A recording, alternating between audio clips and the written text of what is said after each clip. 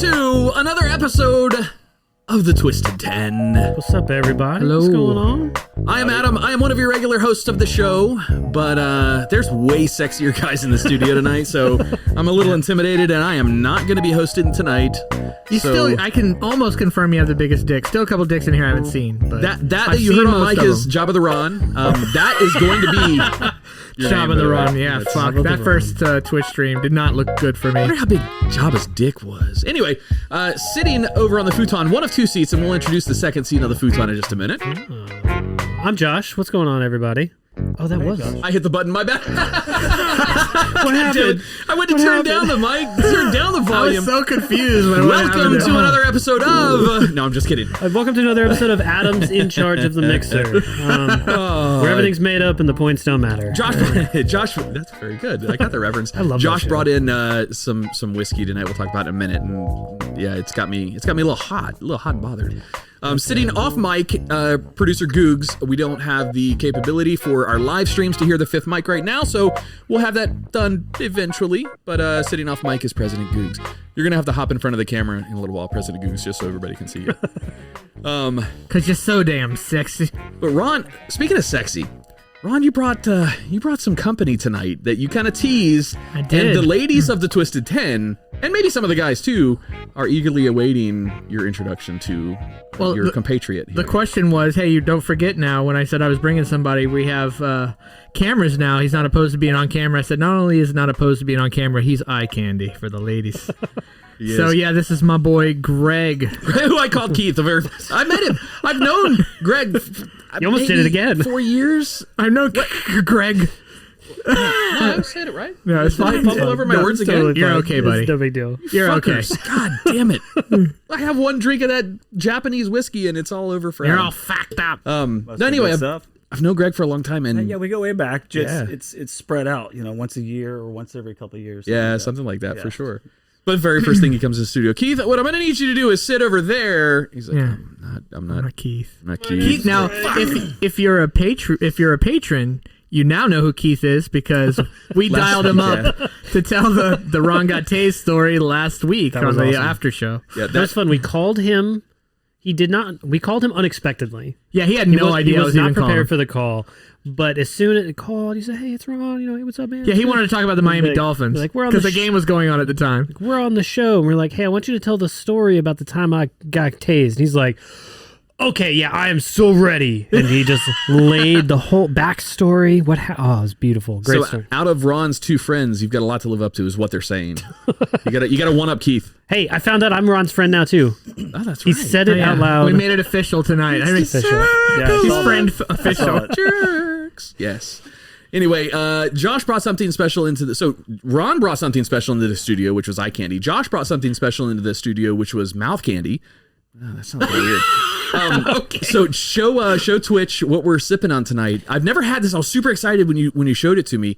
It is a Japanese whiskey. It is a Japanese whiskey. So this is called Nika whiskey, I believe is how it's pronounced. But it's produced by the Nika Whiskey Distilling Company out of Japan. Where's the plug bell? You need me to run that tonight for you? No. It is Taketsuru whiskey, which is the name of the distiller.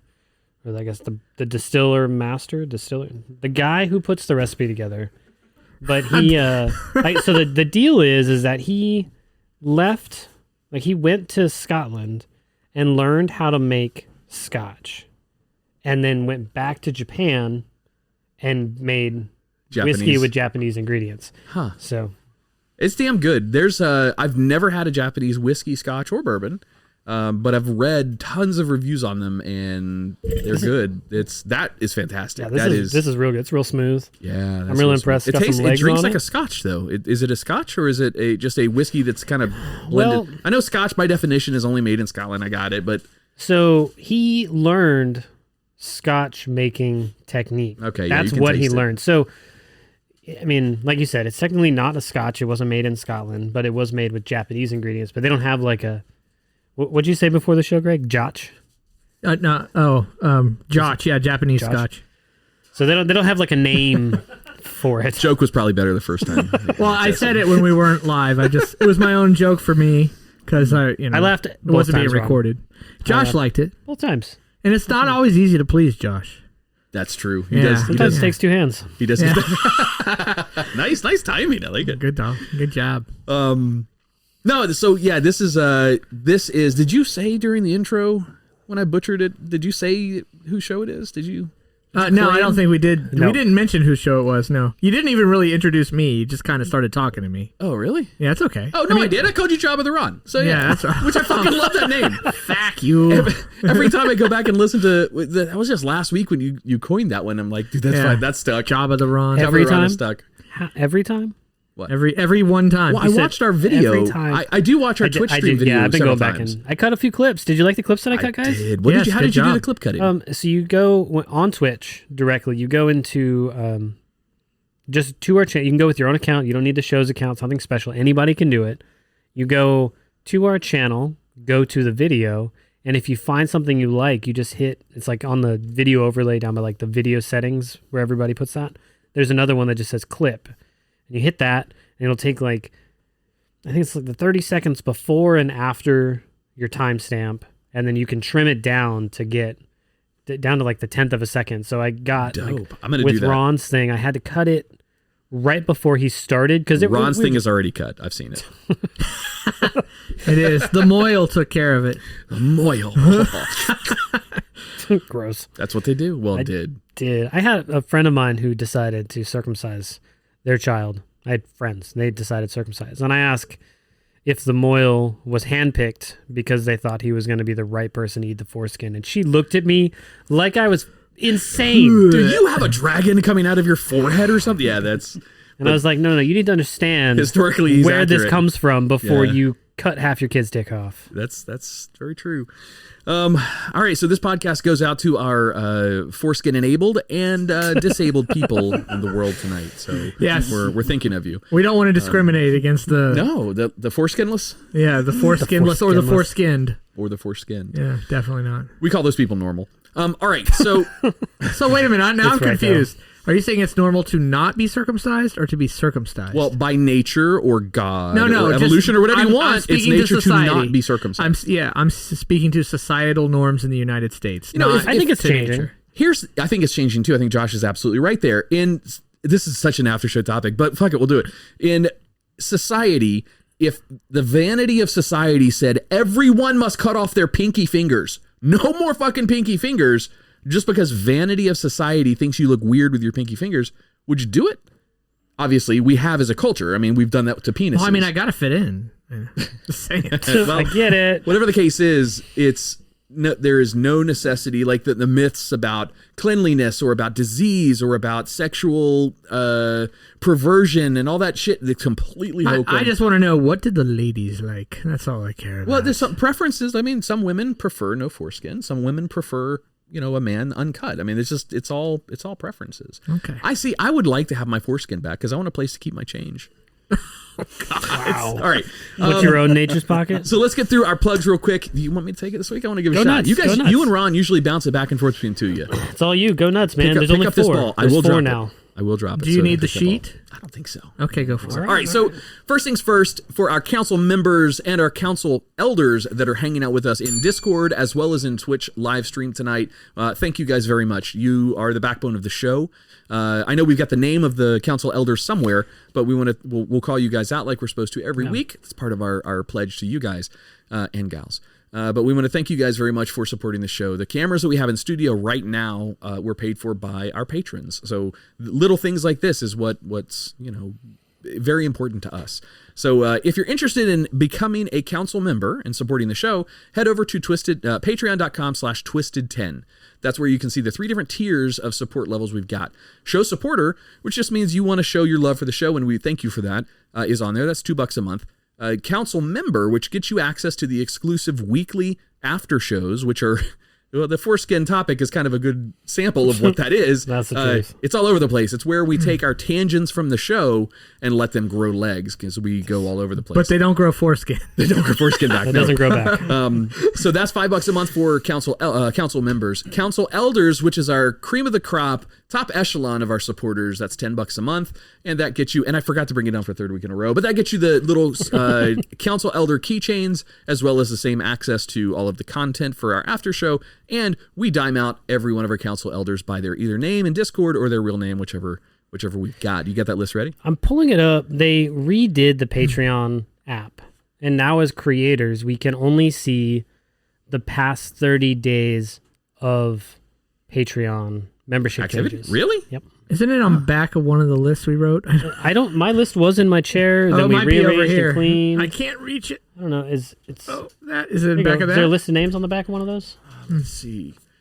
Yeah, there is. T, Things 2110, Tycho, Louis, Regalia, Fluff. I know we've got a few more than And that. Sir Respa. Sir Respa, is that it? Is That's that all it. of our council That's elders? all of them. All of you, thank you very, very, very much. Fluff, by the way, has given us two suggestions for shows that have turned out to be actual top 10 You did one lists. last week. I did do one.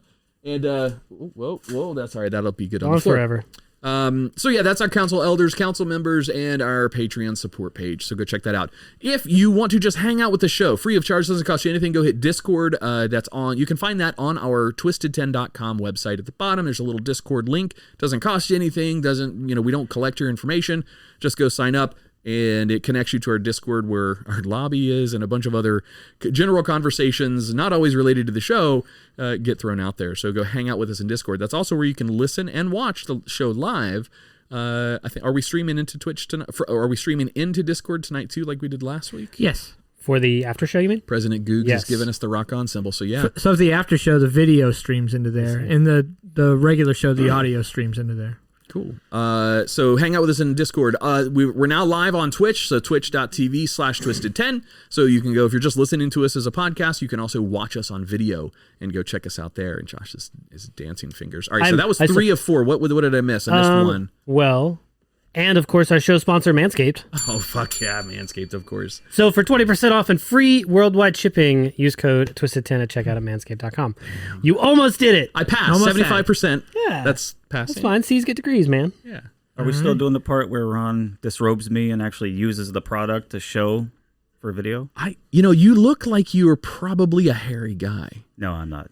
Oh, no. All right. Well, never You mind. got a wicked beard, though. Not now till a couple Probably hours would ago. be if I hadn't been using Manscaped. Look, hit that plug bell, Ron. We didn't There even we have go. to ask for that. Yeah, Nice. there you go. Well, I have another plug to add to it tonight. Yeah, do it. Yeah, I got some questions for Greg there. But before I do that, I want to throw a few things into Discord.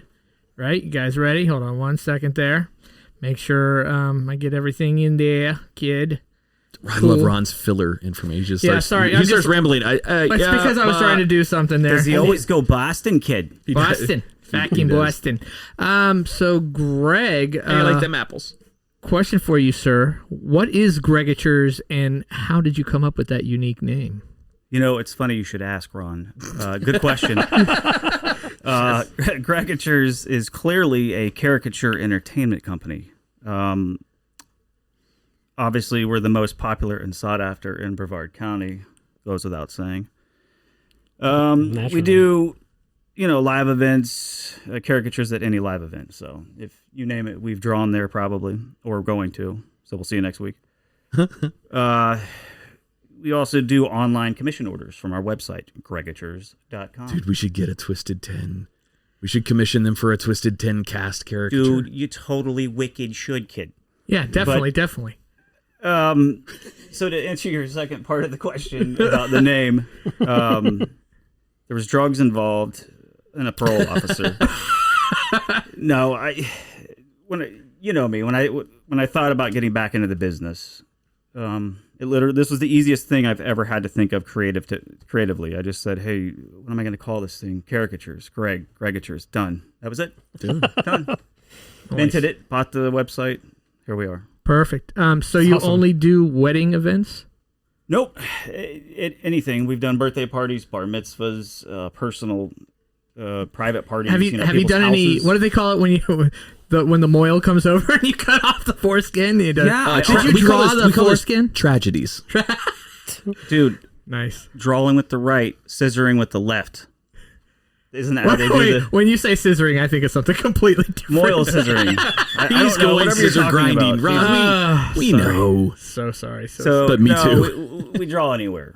Circumcisions, Jesus, you name it, man. These are awesome. I'm looking at the pictures. So you dropped the link to Gregatures in Discord right now. I actually dropped like 6 samples of his work into Discord just now. If you want to go check it out there. Yeah. So just now, as we were talking, and Googs is over there rotating them through the 4th window on Twitch as well as we speak. Some good samples of his work. Are they wicked good though? Fucking wicked good, kid. Nice, wicked. Wow, those are actually really impressive. Yeah.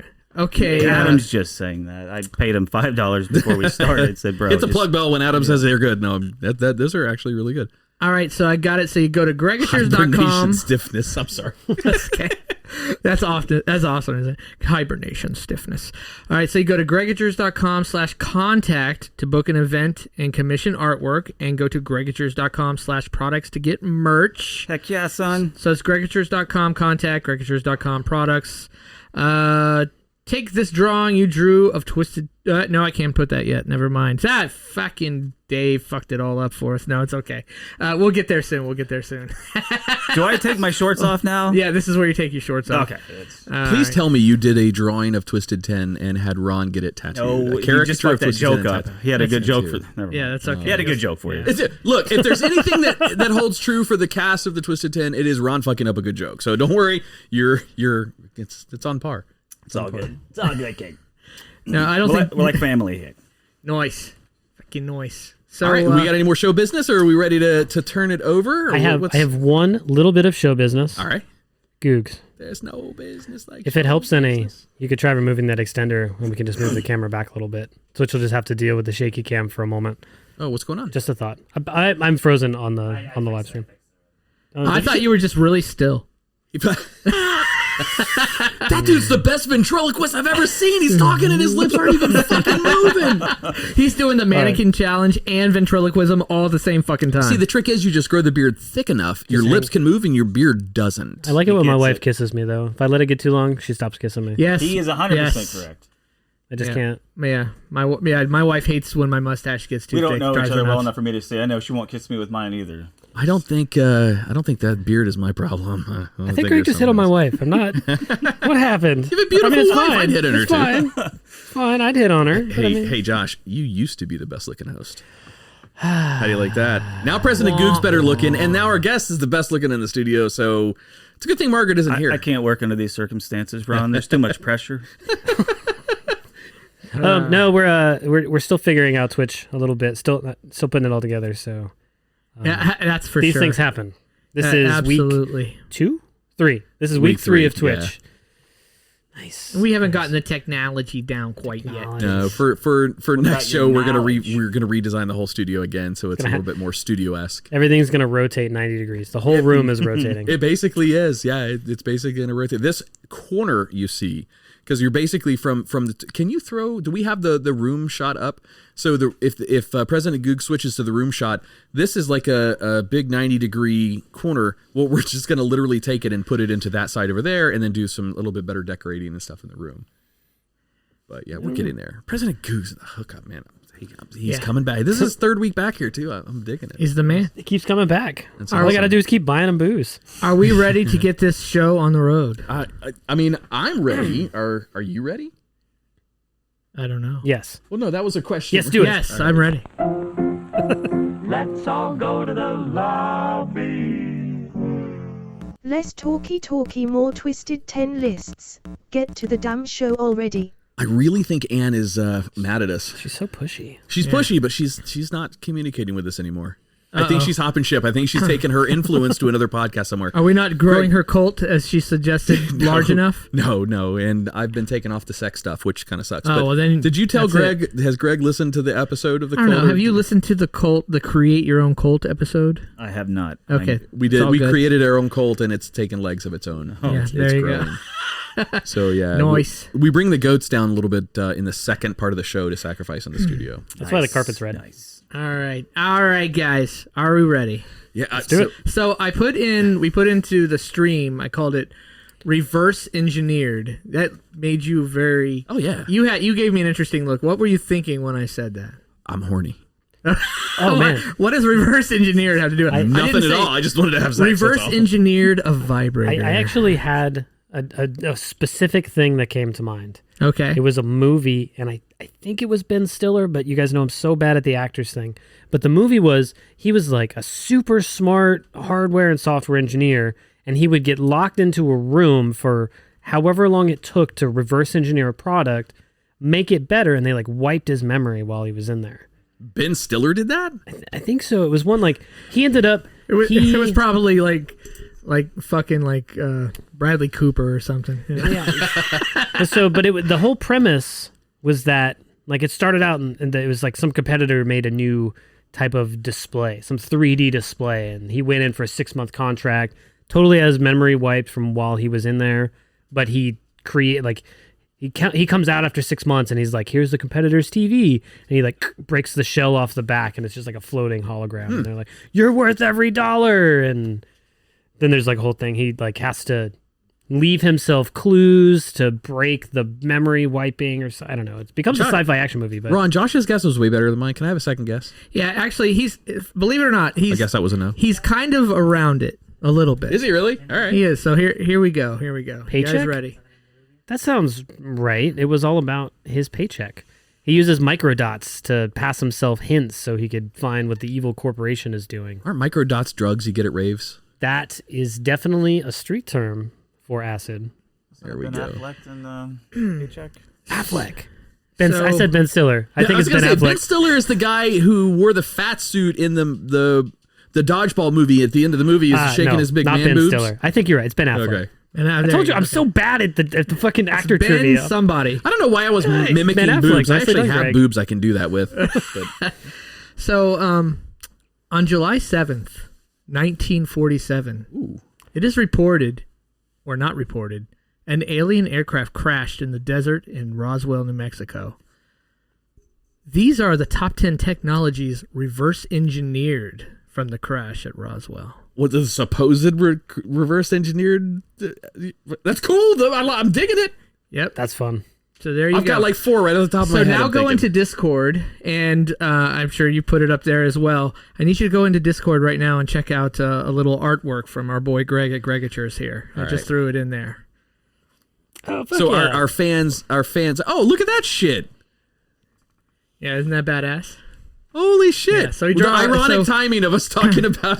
Yeah, so he drew a little episode drawing for us there, a little caricature of the three of us.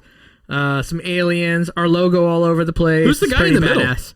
Oh, that sexy man is me. What? That's not me. He's got pretty good. Josh, he's nailed pretty good. I look exactly like that, except I don't look that hot from What the are you neck talking down. about? Like, I was gonna say He nailed me from the head. From the head. Your head is spot on. You're I'm not that sexy from the You've head. got pecs, dude. All right, Yeah. Ron, go on a diet, dude. Hey, This you guy know, looks good. I do have pecs, but they're under all this fat. They look just like that under the fat. That's X-ray vision. That's what fucking that is. cool, dude. I Yeah, dig super awesome. that. Thank you for that. You know who's Greg. gonna enjoy That's this? badass. So we have a lot of listeners from 2 of our friends' podcasts that deal all in like sci-fi, whatever. Hysteria 51 listeners, as well as Mr. Bunker's Conspiracy Time podcast. 2 different shows that we partnered with in the past. This is their kind of jam right here. They would Yeah. fucking love this. Yeah, This I is love cool. Hysteria 51. Great show. You listen to it? Yeah. Yeah, Brett and John are fucking great. My favorite's Seabot. Yeah, Seabot rocks. Yeah.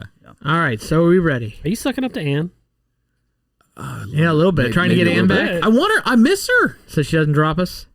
I mean, yeah, she's gonna go take over Rogan. Did you pay your Annies? Come on. Yeah, I you did got. not. Have you been mining antes? I think we gotta have a listener out there that's smart enough to create this cryptocurrency for us and give it to us dude, and make us hard. millionaires. That's hard as hell to do.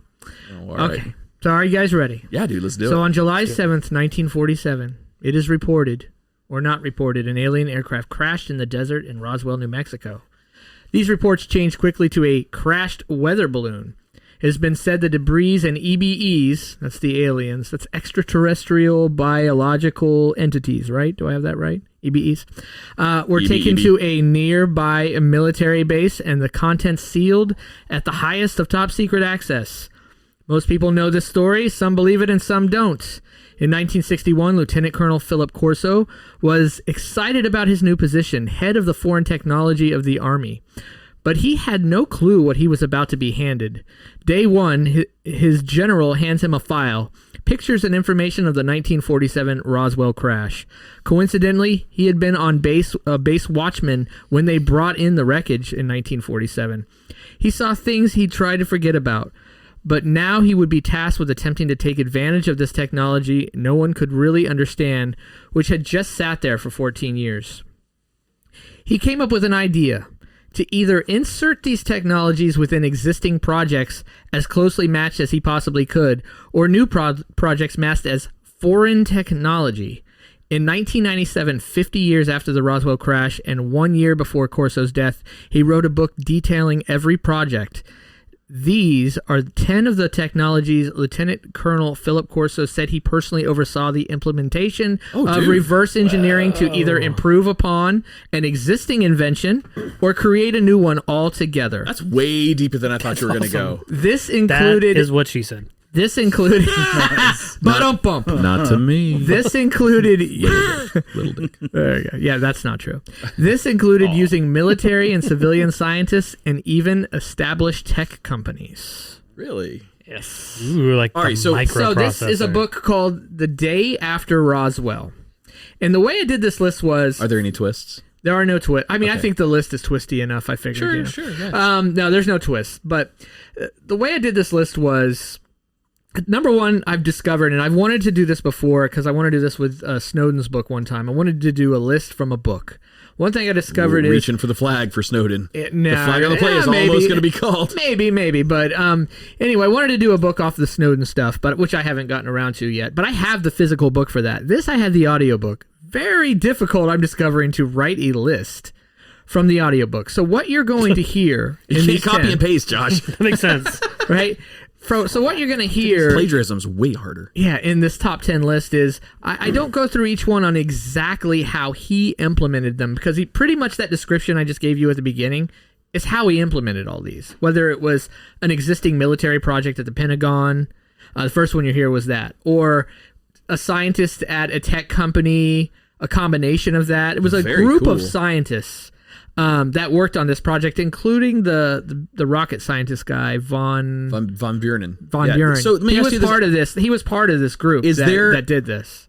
Just because of the nature of some of our past jobs, is there anything in this list that is declassified because of a security breach or something like that? Is there anything in this list that is like sketchy enough to where, it's maybe people shouldn't be talking? Like, for example, when you reference Snowden, some of the information that came out of the Snowden leak was trying to be controlled on the internet, where it was disseminated to. Is any of this like formally secret or top secret information that has been just released out there into I the would wild? say no, because in my research of this, I could find no mention of any specifics of any of this, but through some, kind of reverse engineering of the list, I'm able to kind of add it up. With the information I provided are two things. I've got 10 technologies that I've picked out from this list. There's way more than 10 in this book, by the way. I've got 10 technologies I've picked out, and what I've done in these descriptions is I've put what the technology was and then a little bit of history to match up the timeline. Okay. Because it's 1947 was the crash. 1961 is when he took over the project. So those are kind of, that early 60s is kind of a key date with some of these in here. Some of those, it was really harder to knock down some dates on some of it. But so that's what I've done there. Okay. In regards to the descriptions of it. So you're going to hear what the technology is, and you're going to hear just a bit of a history of it. All right, cool. You guys ready? Dig it. Let's do it. This is going to be fun. And I've listened to most of this book. Greg, I think you've read this book a couple times now. He's read this book time. Like you're I just big, read it last week just for a refresher. Yeah, just so you understand, Greg is I don't know. So he's big into the UAP space. Would that be a good way to describe it? How would you describe your interest in this topic? Well, in April when they slapped us in the face with their little April 2020, April 2019. 2020. Yeah. When the Pentagon dropped that The bomb on congressional us. debrief. Or the no, that was videos, before that. the Navy videos and stuff. Yeah. When all that came to light, I just said, "All right, well, let's see what this is all about. Why are they telling us this now? What pandemic's going on. Who cares about this right now? So Maybe that's I why. did a deep dive on it just to see what's going on. Would you consider what they did as disclosure? So disclosure is the coined phrase, where everyone, I don't either, shaking your head, no, I don't either. Disclosure is where the government comes out and says, we have proof of aliens and here it is. Right. Their seeding of these little UFO, UAP type of things like we've seen from April back then to now is just them saying, we don't know what the fuck's out there, but we admit that something is out there, but they don't know what it is. So at least that's what they're telling us. Yeah, it looked like the Pentagon jumped on the videos that had been leaked in 2017 to the New York Times, the three... Which, now didn't really get videos. much play. Those. We covered those a little bit on one of these shows. I did a UAP did a whole episode. UAP about episode. that. Those three You've heard videos- that UAP episode from Adam, haven't you? I think you have. Just Might say, have. I just say actually yes. did. You're on Just camera. say yes. I did actually listen. Oh, really? Yes. And enjoyed it. You sold me. What was the name of the book? I'm sorry. I know you said it in there wrong. What was? Oh, The Day After Roswell. Day After Roswell. Lieutenant Colonel Philip Corso, Corso, for anybody wanting to check Is he out the one book. who did Rogan? It's a 12-plus hour... No, he was already passed away. He passed away 97. I like think. 98, 97. 98, 98. yeah. So they had a full bird or somebody who actually went on Rogan and was talking about this stuff. Yeah, a the lot Navy of guy. Bob Lazar, a lot of guys. Fuck, that I love guy. Bob Lazar. Yeah, a lot of people have been on Rogan. Crazy dude, but man, he's got some pretty interesting thing. Never mind. Oh, all right. Take it, Ron. Do your thing. Number 10. Number 10. Number is Night that? vision device. Ooh, okay. Night vision devices were introduced in the German army as early as 1939 and were used in World War II. AEG started developing the first devices in 1935. In mid-1943, the German army began the first tests in infrared night vision. Infrared. Infrared. Infrared. Oh, we got another Corin moment, don't we? Post-apocalyptic. That's going to take the apocalypse. Oh, goddamn it. What did he say? Infrared. I said The infrared. Infrared. Okay, so how do you spell infrared? INFRARED. Fuck. It is spelled right. It looks like infrared. It looks like infrared to me. Sorry. Oh, That's gosh. fucking great. That's it. That's I quit. gold. I'm closing. That is gold, I'm man. closing the laptop. I'm done. With infrared night vision devices and now I don't even want to say this word. Telescopic. Yeah. Nailed it. Rangefinders mounted on Panther tanks. Mounted on Panthers. Yeah, No, I'm just kidding. that's a brand. It's like a Two different arrangements were constructed and used on Panther tanks. Thus, the Sperber, I don't know what that is, FG-1250 with a range of up to 600 meters, had a 30-centimeter infrared searchlight. Let's do it again. And an image converter operated by the tank commander. First-generation passive devices developed in the 1960s, introduced during the Vietnam War, and patented by the U.S. Army, were an adaptation of earlier active Gen Zero technology and relied on ambient light instead of using an extra infrared light source. See, when Damn. 1960s is when all of a sudden the technology took this turn. Using an S20 photo, I don't know this word, photo voltaic. cathode, CATHODE. I don't know that word. Cathode. Photocathode. Their image intensifiers produced a light amplification of around 1,000, but they were quite bulky and required moonlight to function properly. So in the book, this was the first one he did. So that's why I put it as number 10, the first one we did. He took this over because he knew that the Pentagon was trying to even themselves reverse engineer some of the stuff the Germans had done. So he just takes this over there and he says, hey, you really want to fucking make this thing work good? Here, use this shit. See if you can figure out how to reverse engineer how this thing works, and you'll crush this. So that's, again, this is what this gentleman, Lieutenant Colonel Philip Corso, is saying in this book. Now, so for the purpose of the rest of the show, I think it would be good for us just to assume that what was published in the book, which is what you're kind of recapping, is true to his word. Yeah, right? you have to make sense of it. Yeah, we can extrapolate. Just assume everything is true. He's saying. Yeah, we can extrapolate, and we can challenge, infrareds, whatever. But for the purpose of this list, I think we have to assume we believe the information that came out of this book to make this list. Otherwise, it might get kind of confusing. I think just from even the research, the minimal research I did, it would be hard to dispute it based on the timeline of these technologies in a lot of ways. This book ties together 2 years of research that I did. It answered every last question I had. This book answered all of it. I was Really? like, oh, well, shit. There's all the answers right there. You might have said this. I might have missed that. Was this idea the brainchild between you two? Did you guys kind of talk about this ahead of time? Now, I to can't. prep the list? He introduced me to this book like a couple months ago. Yeah. And he said, dude, check out this book, audiobook. I said, cool, I got an extra credit on Audible. Let me check it out. Started listening to it, and I was like, holy fuck. That's what I said, too. And I instantly Really? knew there was a list in this book somewhere. I just wasn't sure what was the list. And then I realized I went through it. Definitely, it was just picking 10 of the technologies. And then more of the discussion around like how badass that is. So I thought it was pretty This cool. book gives you more goosebumps than the videos do. Literally, when you're reading the book, you're like, "Whew, okay, Cool. then, all right." Yeah, I definitely, the way I'm describing all this stuff doesn't come close to touching. No, the brevity of it. Yeah, you gotta listen. You gotta definitely listen to the audiobook or read the book for sure. Okay, copy that. All right, so number 9, and this is something kind of on your guys' wheelhouse. I'm gonna listen. I'm just getting another thing of and I won't drink all of your Japanese whiskey. I'll get some. I'll get some other ones. Yeah, Somebody from the team left it at the house, so it's not like I. Oh really? Was it's it not Kim like again? She always leaves the good shit. I don't know. I'm the party house. I've booze all over my house. So integrated circuits and micro miniaturization of logic boards. Is this something to do? And I'm not into technology. Is this like solid state? Like what is you guys know like solid state drives or whatever? You said guys repeat that. So you said miniaturization. Integrated circuits and micro miniaturization of logic boards. Micro miniaturization of logic boards. So basically, what it sounds like is a CPU. Yeah.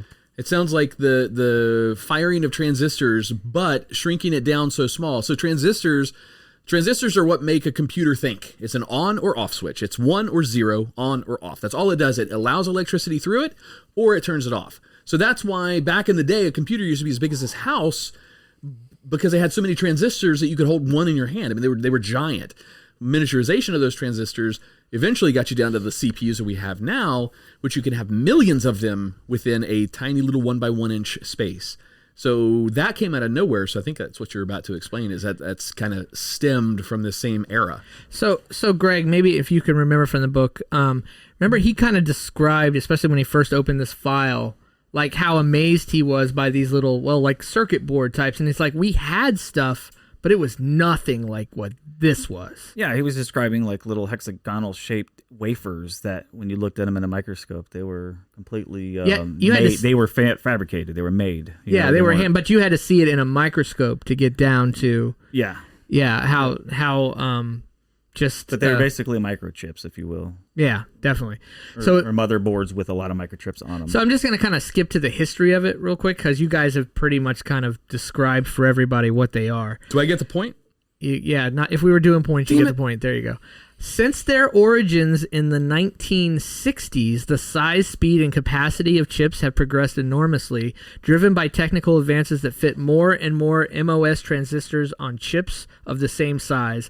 A modern chip may have many billions of MOS transistors in an area the size of a human fingernail. These advances, roughly following Moore's law, make computer chips of today's possess millions of times the capacity and thousands of times the speed of the computer chips of the early 1970s.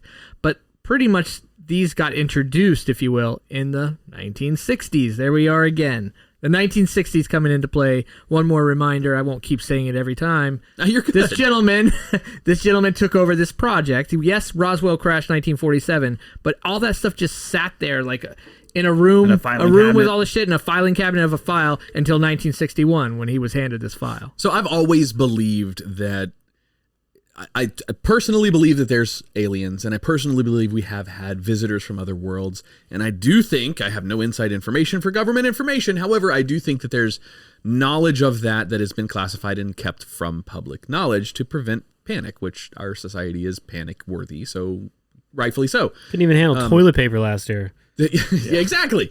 So, but I do know we have skeptics. So skeptics that are listening to this show, skeptics that have probably read that book, what a skeptic can't deny is the timing of all of these. You've only done 2, but the timing of all of these technology advances in the 50s and 60s and 70s, it was an unbelievable boom in technology growth. So as a skeptic, you then have to challenge yourself to say, where did all of this technology come from?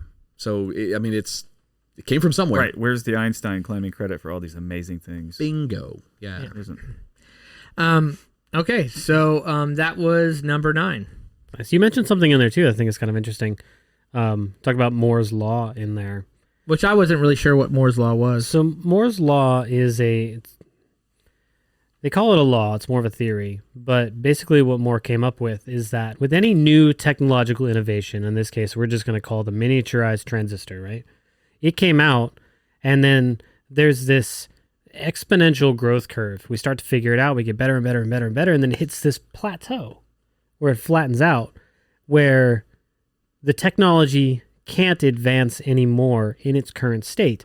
And to put an example to that, CPUs and our phones, computers, whatever, they're down to single-digit nanometers in thickness.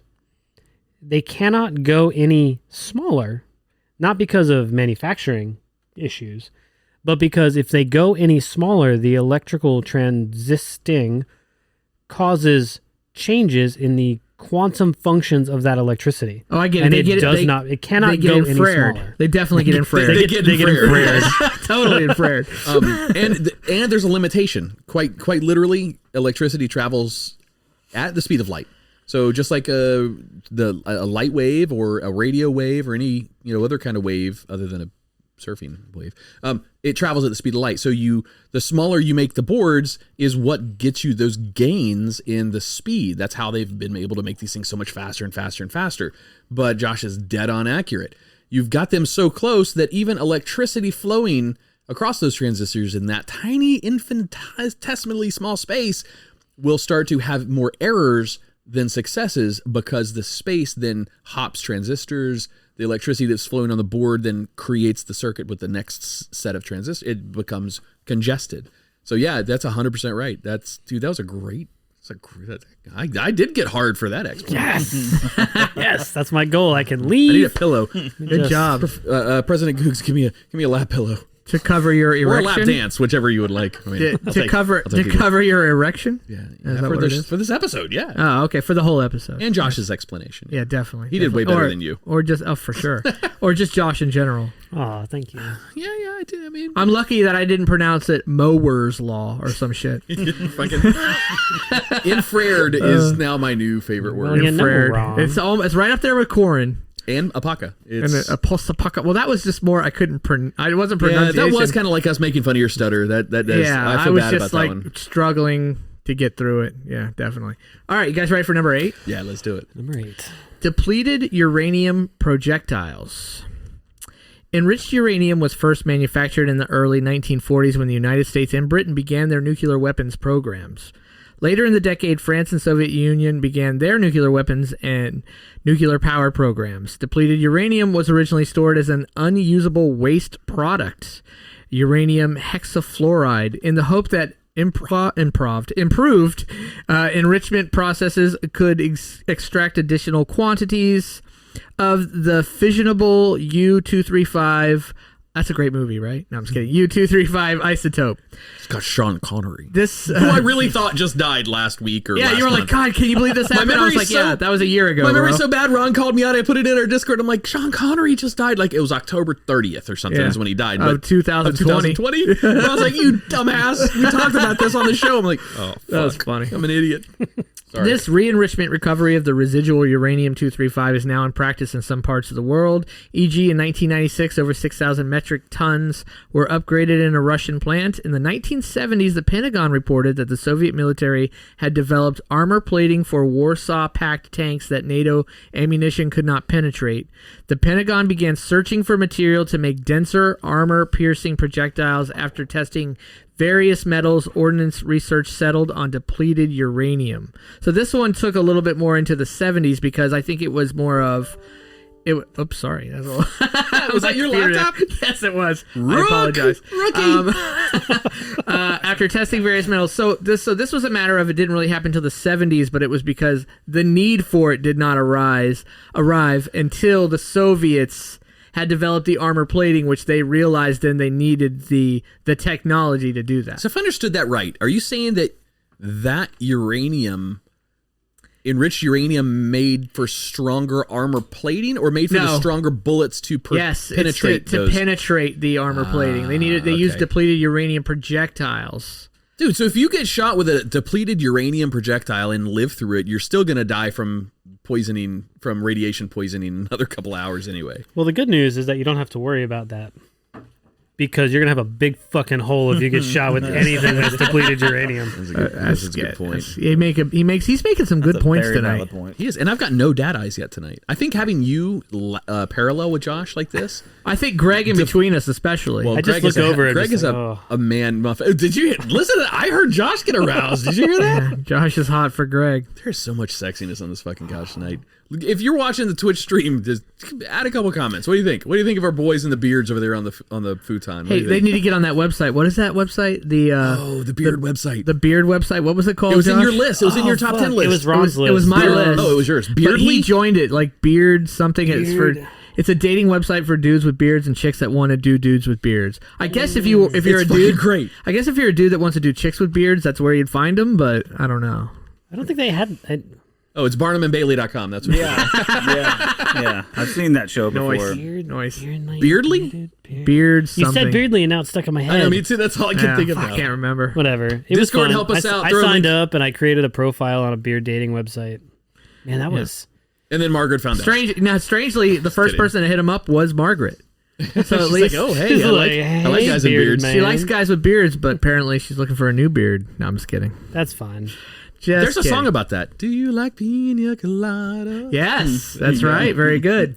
Josh, that was a song from like the 80s. Ooh, way Might have back been then? 70s. Actually, wait a minute. President Gooks is pretty young too. Might have been 70s. This is so, Greg. This is an The actual ongoing. This is an name ongoing thing. The actual name of the song is called "Escape," and in parentheses, the Pina Colada song. Pina colada song. There's an ongoing trend in the show.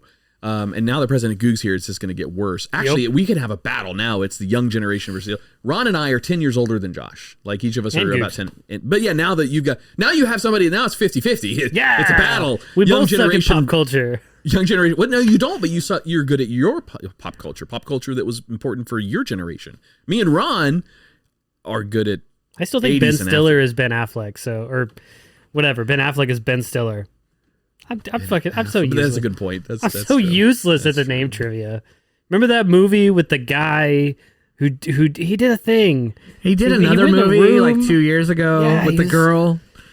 I'm awful at this. That's okay. Well, the good news, Adam, is tonight I might be their age, but I think like an elementary kid. So This is all 8th grade comedy in here. it Anyway, works. so It works. All right, I you guys play on ready? both sides. You guys ready for number 7? number 7. Number 7. So now this is a technology that, dude, this is a confusing technology. We have not mastered it at all. But this is a technology that they have tried to. Sex bots. No, sorry. I don't know if No, there were he any has sex bots. mastered that. Yeah, definitely mastered Years it. ago. Yeah. Third brain guidance system. EBE headbands. So EBE again is extraterrestrial biological entity. So it's the aliens, right? Finding your way in a large-scale space requires knowing where you currently are and how to get to your goal destination. So it's like astral projection kind of thing? It's here. I'll read it and then we'll discuss it. I think Greg will actually be able to speak That to was it the more nicest than way me. he's ever told me to shut the hell up. Yeah. Adam. While much is understood about the neural basis of one's current position during navigation, surprisingly little is known about how the human brain guides navigation to goals. Computational accounts argue that specific brain regions support navigational guidance by coding the proximity and direction to the goal. But empirical evidence for such mechanisms is lacking. Here we scan subjects with functional MRI as they've navigated to goal destinations in a highly accurate virtual simulation of a real city. Brain activity was then analyzed in combination with metric measures of proximity and direction to goal destinations, which were derived from each individual subject's coordinates at every second of navigation. We found that activity in the medial prefrontal cortex was positively correlated in activity in a right don't know this word. I don't know either Spell one of it those out. words. SUBICULAR subicular interhinal I don't know. Inter Sandman. Inter Nirvana. Sandman. 1994.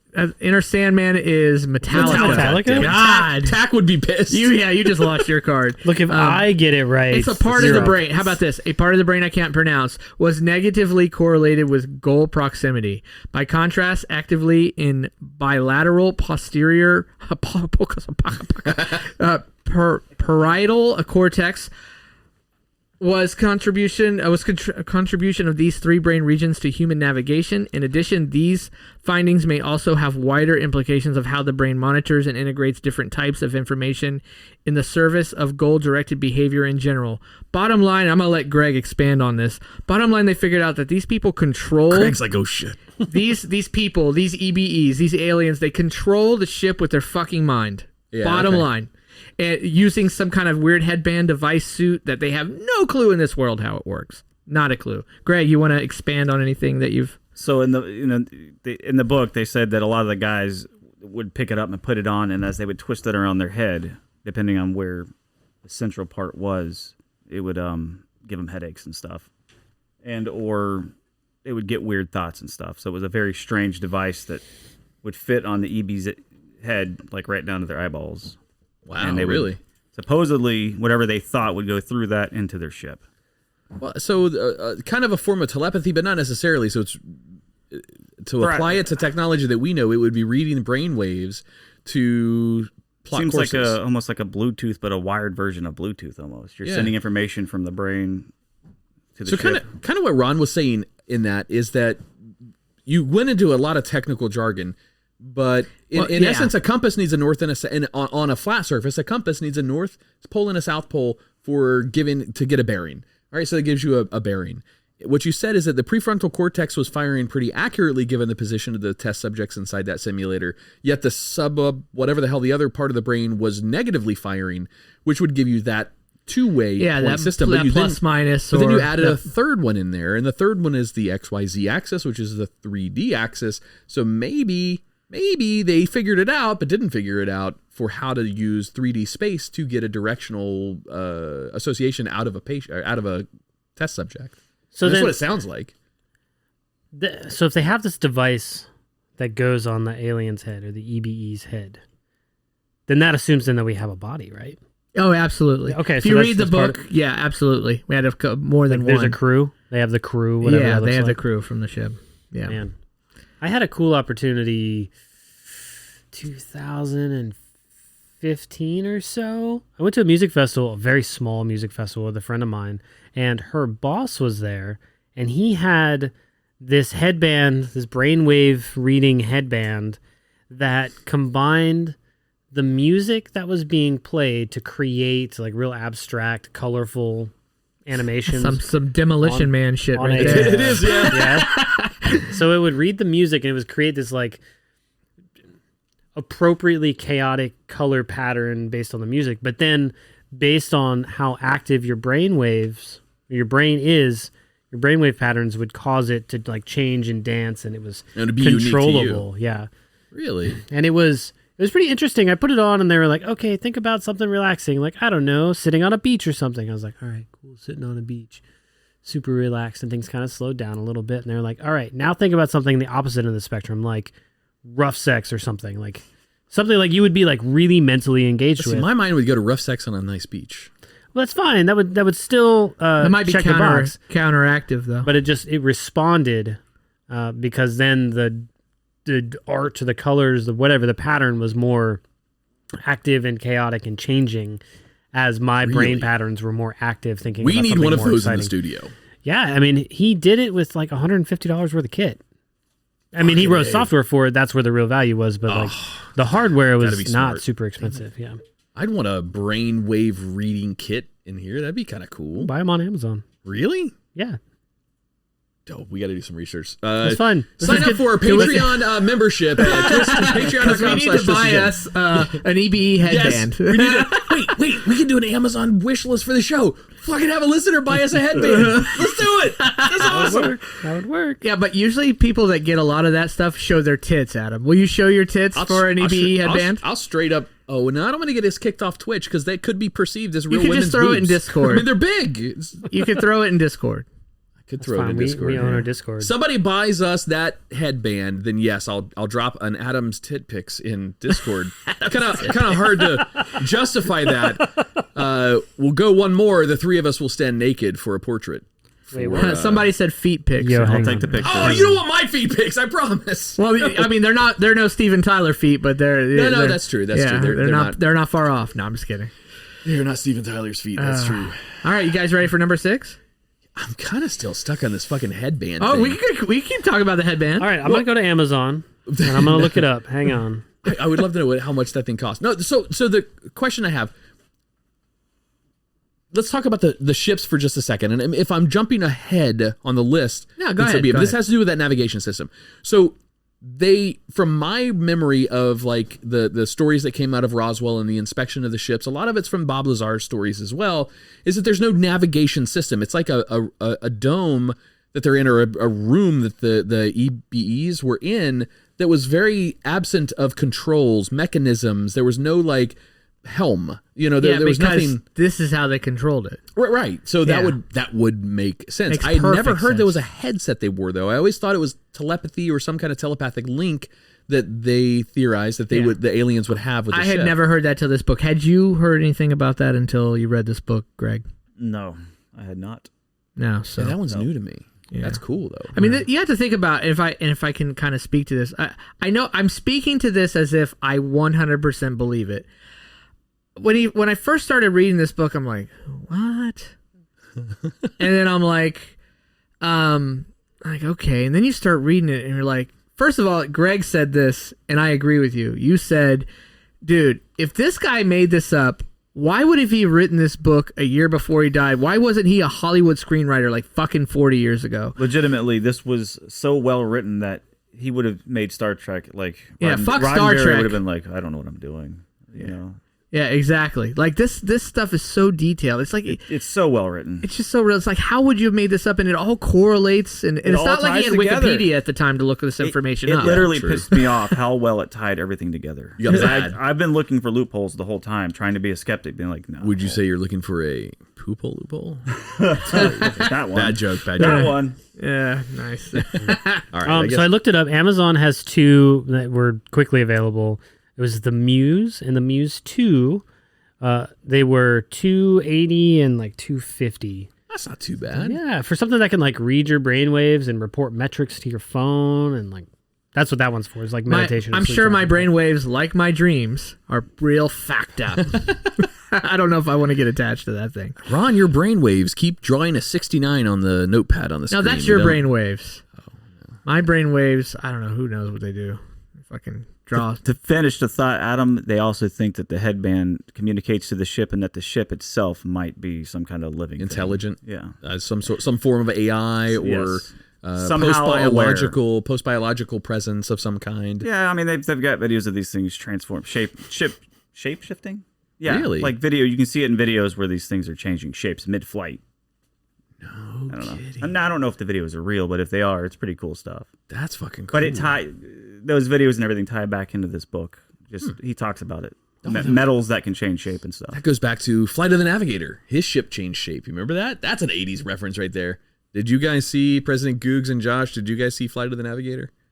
No. Yeah, that's an old. That's kind an of. oldie. There's That's a lot like of people 82? are. There's a lot of people our oldie age but that might classic. not have seen it. It was. Yeah. It was a little obscure. It was at the theater, but it was a little obscure. It was kind of. It It was a kind of fucking here great and there. Shot here, Kennedy Space Center. Oh, was it? It was like Oh, 3 and Fort rungs and below Fort Lauderdale. Goonies, I think. What, Josh looks like he has something interesting I to just, say. So this came from one of our live stream participants on Discord. Sweet. Said Thanks, to check out Discord. Mindflex, which is along the same vein. And Mindflex, it's Along the same vein. yeah, as these brainwave. I was making a dick joke. I Oh, apologize. sorry, I was looking down. But I guess it's like, it appears to be, I don't know, maybe a foot across, maybe inches across, but you wear a headset Keep going. and you, Yeah, baby. using your brainwave patterns, there's a ball and I can show Greg, but like you control the ball through this obstacle course using just your thought patterns. Really? Yeah. Now So that's badass. That's $350. Is that a Tesla model? Yeah, for $100 more, I get to control shit with my mind. Put me in. Put me in for 2. That's fine. You sell this is the cute- council on it. Put This me is in, the cute coach. to market stuff. I'm Elon's already ready got to the play. working shit. The boring company. Yeah. You got my CCR reference. A little bit of John Fogerty in the house. Man, this looks cool though. Like Yeah. in the 90s, I bet people saw this and they were like, "It's the fucking future." Hell yeah. We should all Fucking get Eagle these 90. so our wives know when we're in the mood. Eagle It's 9, the only way they'll know. You gotta love him dropping a Weird Al Yankovic with a fucking tinfoil hat on his head in the Discord. Yeah, that was good. I like Weird Al. All right, sorry, Ron. Cool. No, that's okay. That's all expanding I wanted to do on that. I just wanted to angle it for some selfishness for the show. You know, for a technology that I don't have, here's where Lockheed Martin, produced this in 1962. Obviously, I don't have that on this one. It's something they'd never have, but I just had to put it in there because it was so cool. Josh, we need to revisit an episode on DARPA. That you saying Lockheed Martin has these, what are they called? Black book projects? No, what do they call them? I don't know what you're talking about, Adam. Don't they just call them black projects? Yeah, they have a code word. Like all companies have a code word for this exclusive. Like their skunk works. Skunk works. Thank you. Yes. By the way, Lockheed is actually mentioned on this list. Really? Yes. We'll get to a little Lockheed. So. Yeah, they're not cleaning all this. That's right. Number 6. Number six. Particle beams. Some Particle freaking beams, sharks with some even freaking particle 100 some sharks with lasers on their heads. Oh, he got that reference. Yes, he got it. He got that reference. That's not too old for us. Star Wars wasn't just for protection from our planetary enemies. Now, I'm not speaking to Star Wars. talking about Reagan. Luke Skywalker. I'm speaking to Star Wars: The Project. 1982, 84, 86, somewhere in there. Reagan. A particle beam is a stream of charged or neutral particles. In particle accelerators, these particles can move from a velocity close to the speed of light. There is a difference between the creation and control of charged particle beams and neutral particle beams, as only the first type can be manipulated to a sufficient extent by devices based on electromagnetism. The manipulation and diagnostics of charged particle beams at high kinetic energies using particle accelerators are main topics of accelerator physics. Though particle beams are perhaps most famously employed as directed energy weapon systems in science fiction, fire phasers. The U.S. Advanced Research Project Agency started work on particle beam weapons in 1958. The general idea of such weaponry is to hit a target object from a stream of accelerated particles with high kinetic energy, which is then transformed to the atoms or molecules of the target.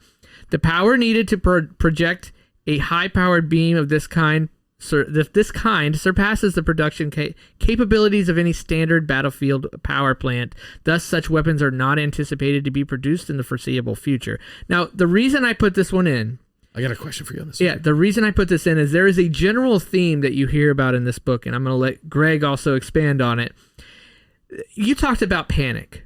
Right? Remember you talked about, the reason they're not just saying this, hey, can't handle you can't handle the truth. Do you know at the beginning in 1947 when they first said, oh shit, this was an alien craft, and then they said, Jesse Schumacher, who said it was an alien craft, then went back and said, no, weather balloon. Yeah. By the way, right before he died on his deathbed, he said, yes, it was an alien craft. Justin Marcel? What? I thought it was a Schumacher. Breaking news. Maybe Wait. I got the wrong guy. Go ahead. What happened? That gentleman who said it was a weather balloon right before he died said, actually, what I originally said that it was an alien spacecraft, yes, it was an alien spacecraft. You gotta love people on their deathbeds that'll give some shit up. Like the guy who found the first picture or took the first picture of fucking Nessie, Loch Ness Monster. He's like, nah, I fucking faked it. It was a shoelace or some I faked shit. it all, and all my orgasms. Yeah, dude, you gotta love Deathbed His wife's like, Confessions. yeah, I know. Definitely check out the episode on Deathbed Confessions. Twisted 10. That's still one of our. Hit your own plug bell for that one. That was still one of our most popular downloads. So one of the number one. This is hilarious because we've talked about this. One of the number one reasons they decided, wait, no, we can't tell people this is aliens. The Orson Welles reading of what the hell was it? The day the Earth stood still. War of the Worlds. War of the Worlds. The panic in the country, which by the way was more overblown in real life than now that we know that. But the panic of the country was the reason, and not just that.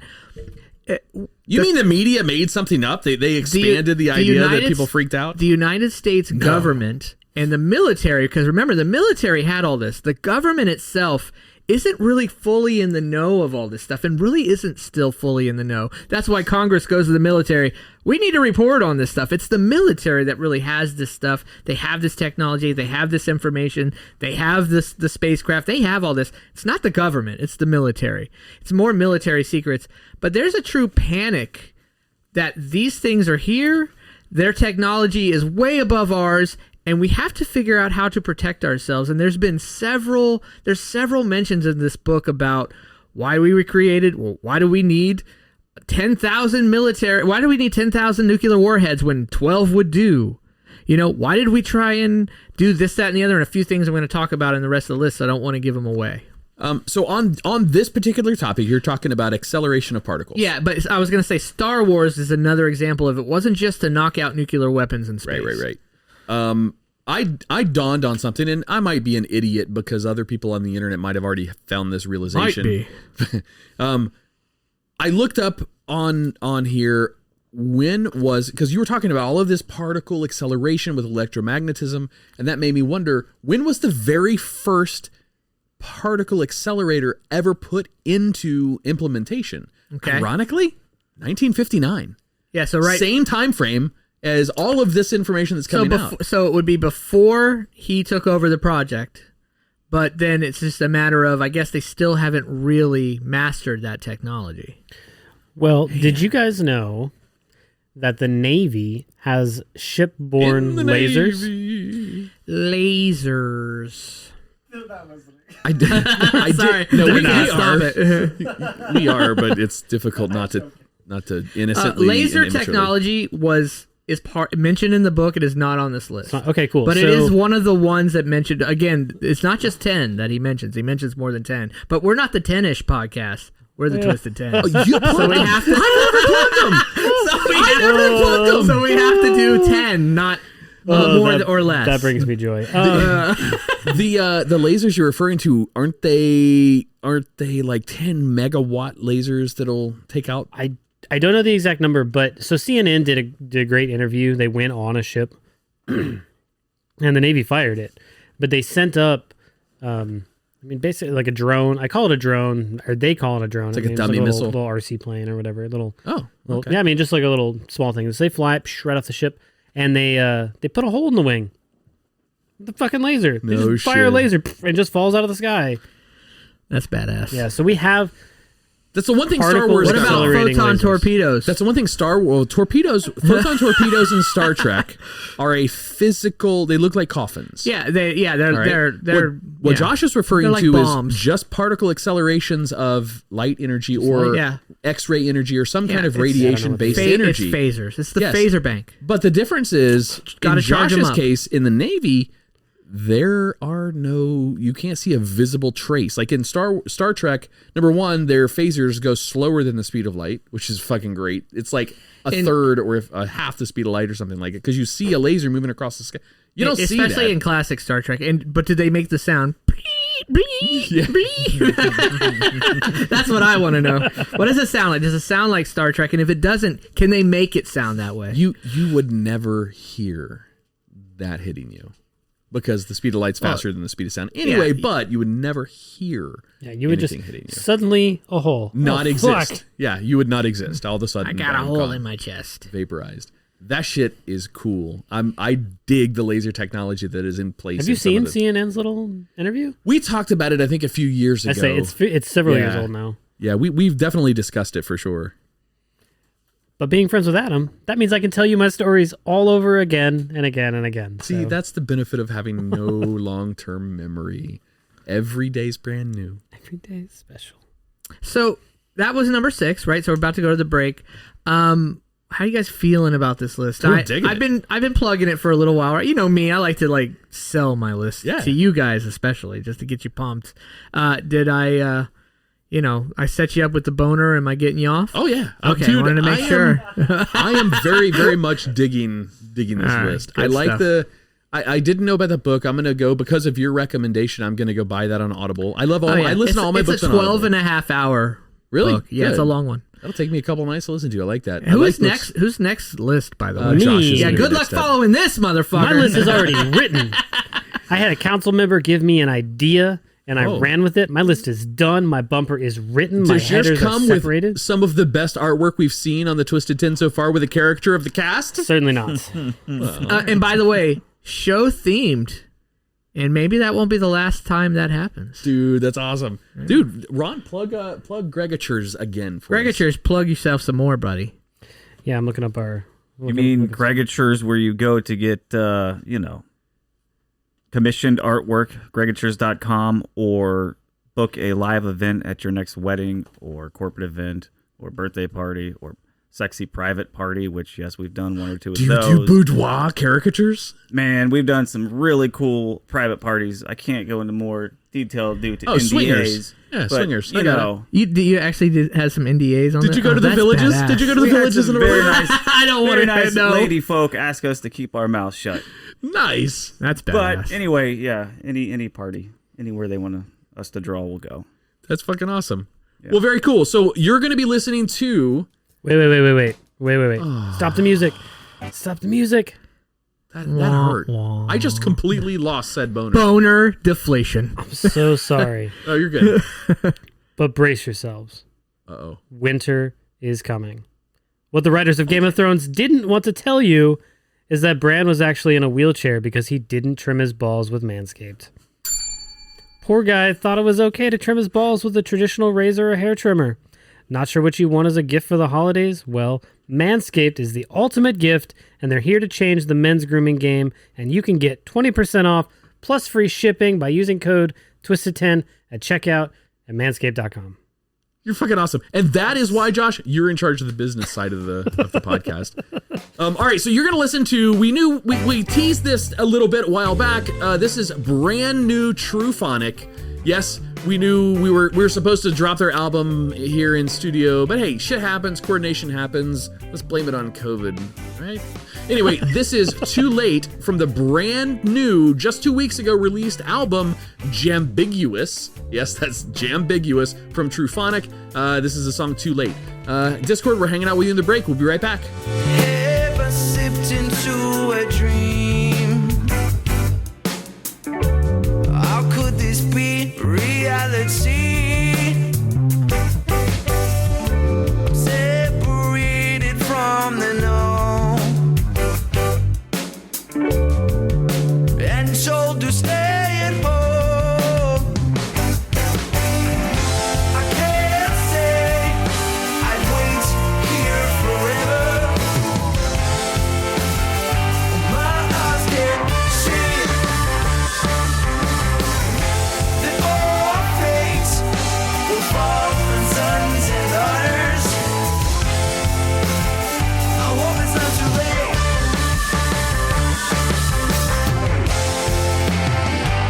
Too late to change.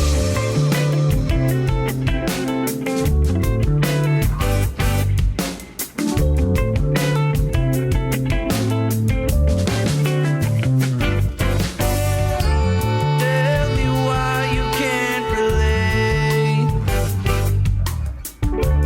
Have this discussion, not a debate.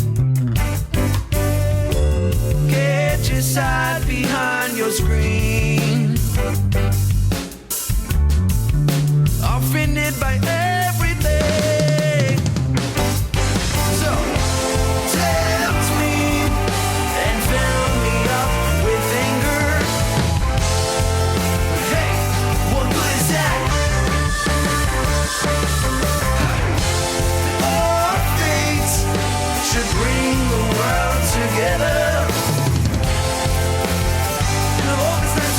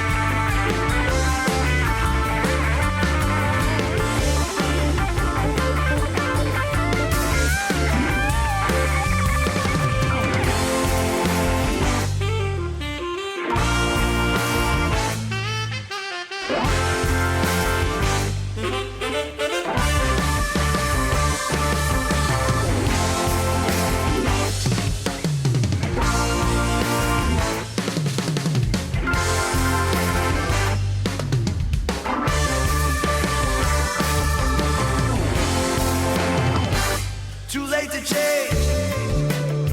And welcome back to the Twisted 10. So you just listened to a brand new song from Truphonic. God damn, I don't remember. So during our break, we played a lot of music. A lot of the new Truphonic album. You can find it out on Spotify. It's called Jambiguous. Gonna give them a plug because we love our boys from Truphonic. And that was by the good. way, that was like a... That's a manly plug. That was a manly God bell. darn it. that was a good plug. Gosh darn it. By the way, on their new album called Jambiguous, the very first track is something that old school listeners of our shows, so this one as well as our old our old podcast, would know. There's a song called Fonzarelli's Jam, and old podcast listeners, that's the finished version of what we used in our old podcast as kind of like some of our theme music for that stuff. So it's kind of a nostalgic listen if you listen to our old. Yeah, it was kind of fun. shows. You played it without context, and Ron and I both were like, something familiar. wait a second. Deja vu. Familiar. Why do I know this? All right. I do want to thank Greg dude. for gracing our studio with his manliness, number one. But the fucking caricatures, I keep going back to this. I keep looking at this, and dude, it's fucking awesome. Granted, Ron is it is a work of fiction because Ron's the best looking guy in the shot. Usually that's only waist down when he's the best looking. However, just out of curiosity, how Fully cut. hashtag fully cut. Fully cut and manscaped. Hair and dick cut. So for that image, and maybe Mr. President Googs can toss that image back up in the stream. How long does it take you to do like a caricature for like our kind of show? So 3 people, because I know your subjects are what really extend the amount of time it takes. But how long would something like that take you to produce? That would take about 4 hours. 4 hours? Yeah. Okay. Total. Yeah. Damn, that was some good amount of time to do that one. I couldn't do that if I had 4 weeks, man. Now, granted, I was off just chilling out. It was early in the morning, sipping coffee, just taking my time, playing with the dogs, drawing, goofing out. I was in no hurry. Dude, if I had hurried, I could have knocked that out in about an hour and a half if I was pressed for time. And we kind of talked about this, so I'm gonna put you on the spot live on the show.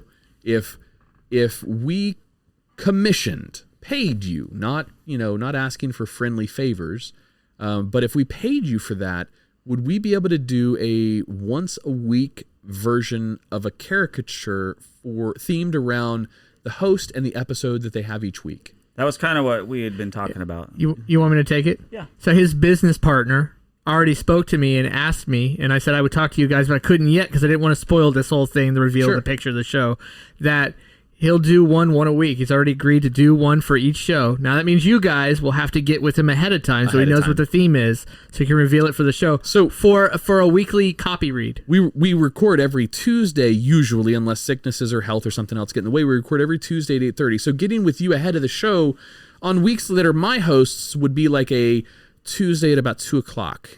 That's when I figure out what episode I'm going to do for Tuesday night. No, I'm kidding. I'm totally now kidding. You can't do that anymore. No, I'm totally kidding. I haven't done that in 4 weeks. No, it's been a while. Well, let's put it this way: the sooner last I were to list? get that info, the better the outcome would be. Okay. Yeah. For sure. But All right. I think we can. I mean, we'll vote on it more formally, I guess. But like, Dude, I'm a down. copy read for cool custom art for the show. Yeah, I an like easy the trade idea, to but I wasn't me. gonna just put you guys on the spot. I wasn't gonna actually do that live on the spot. What did you want to do? Like a? But I figured we'd talk about it after. But I'm for it. But I told him we got to get the other guys to vote because I'm 1/3 of this. Right. Well, we obviously give you free plugs for your business and everything. Oh, you haven't? I just found it in the log, gregachers.com. I just found it in the log on the campfire in front of us. That's fucking cool. Stealth that mode. is. Look on the rim of the UFO. Wait, what? Is that there too? Oh, Gregachers, I see it there too. Both UFOs. Oh man, that's fucking awesome. I love like where he put our logo through and stuff, like in the beam from beams. the UAP and all that. Dude, UFO. I know. I'm UFO for I'm life. UFO. Yeah. You're the motherfucker. You have taught. You Why did your transferred me octave to go up? UAP. Like I guarantee you, if we were all converted standing out in me the to desert UAP, and there now was you're one in telling the me an sky, idiot for none saying of us it. would be like, "Look, a UAP." Every one of us This would be is like, some UFO. political Yeah, bullshit 100%. if I ever heard it. Pissed off Ron. if you told your kids there's a UAP in the sky, they'd be like, "What the fuck?" If you said like there's a you UFO, said, they would get it. Yeah. Yeah. Nobody gets. All right, that. we'll talk after the show, but I think we don't. Of course, we would trade for ads on the show and stuff like that in a heartbeat. No, there's no question about that. But your work is talented, and we would be happy to pay you for it too. So, well, Ron has agreed to certain stipulations. Mouth hugs. taking one for the team. That's the way to do it. All right, I'll do anything for this show, but all the shit I'm supposed to do. All right, let's get back into your list because it is a fucking gangbuster. Again, delivering on great lists, Ron. I'm very Eventually, impressed. I'm gonna just have a boring ass list, but it hasn't happened yet. Well, it has happened. But Has we it? won't tell you which show. Star Trek. No. Tell me which show. No, You know I what? want to know. Star Trek led to our vanity of production quality, including bringing on board, I say hiring for free, but bringing on board President Googs, getting our cameras set up in here. That So sounds like a fun after show time where we just dog each other for the lists that other people did. I was like fucking so bored with that. You or wanna do something. that? We should do it. It would be fun. like an after show roast. An after show roast where we Okay, we roast can't. Not President tonight, though. Googs, Not add that- tonight, though. add that to our, Yeah. our No, permanent not tonight. list. Add Not that to our tonight. permanent list of after show topics, a after show roast of each other's episodes. Sublime. What's Sublime? That was Sublime was one of my favorite lists. You're breaking my heart. Fucking get out. Sublime, man. Oh shit! What would be my? Oh man! All right.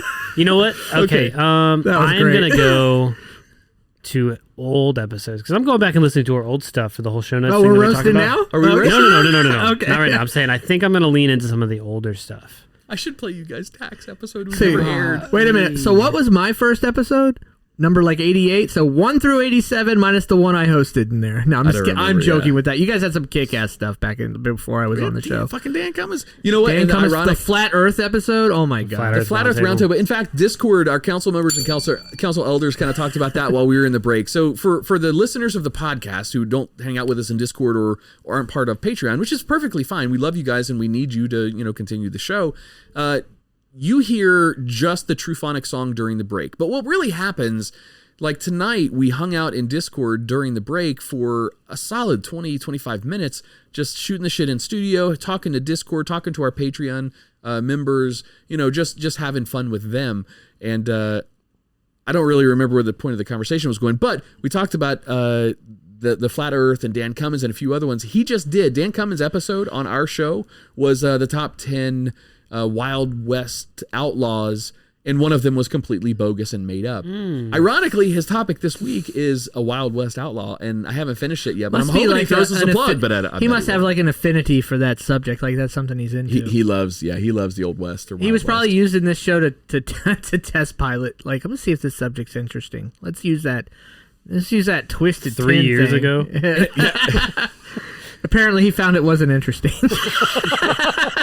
Our 17 listeners at the time went over to check out Timesuck. But all right, anyway, now Dan Cummins is cool. If you're a Timesuck fan, hey, hell Nimrod, I'm a Space Lizard with you. But it's he's a different caliber of podcast host. Speaking of different calibers of podcast hosts, we may be guesting a 1%er in the near future. That's all I'm going to say about that. I don't want to give it away to put this guy on the spot, or girl. It might be a girl.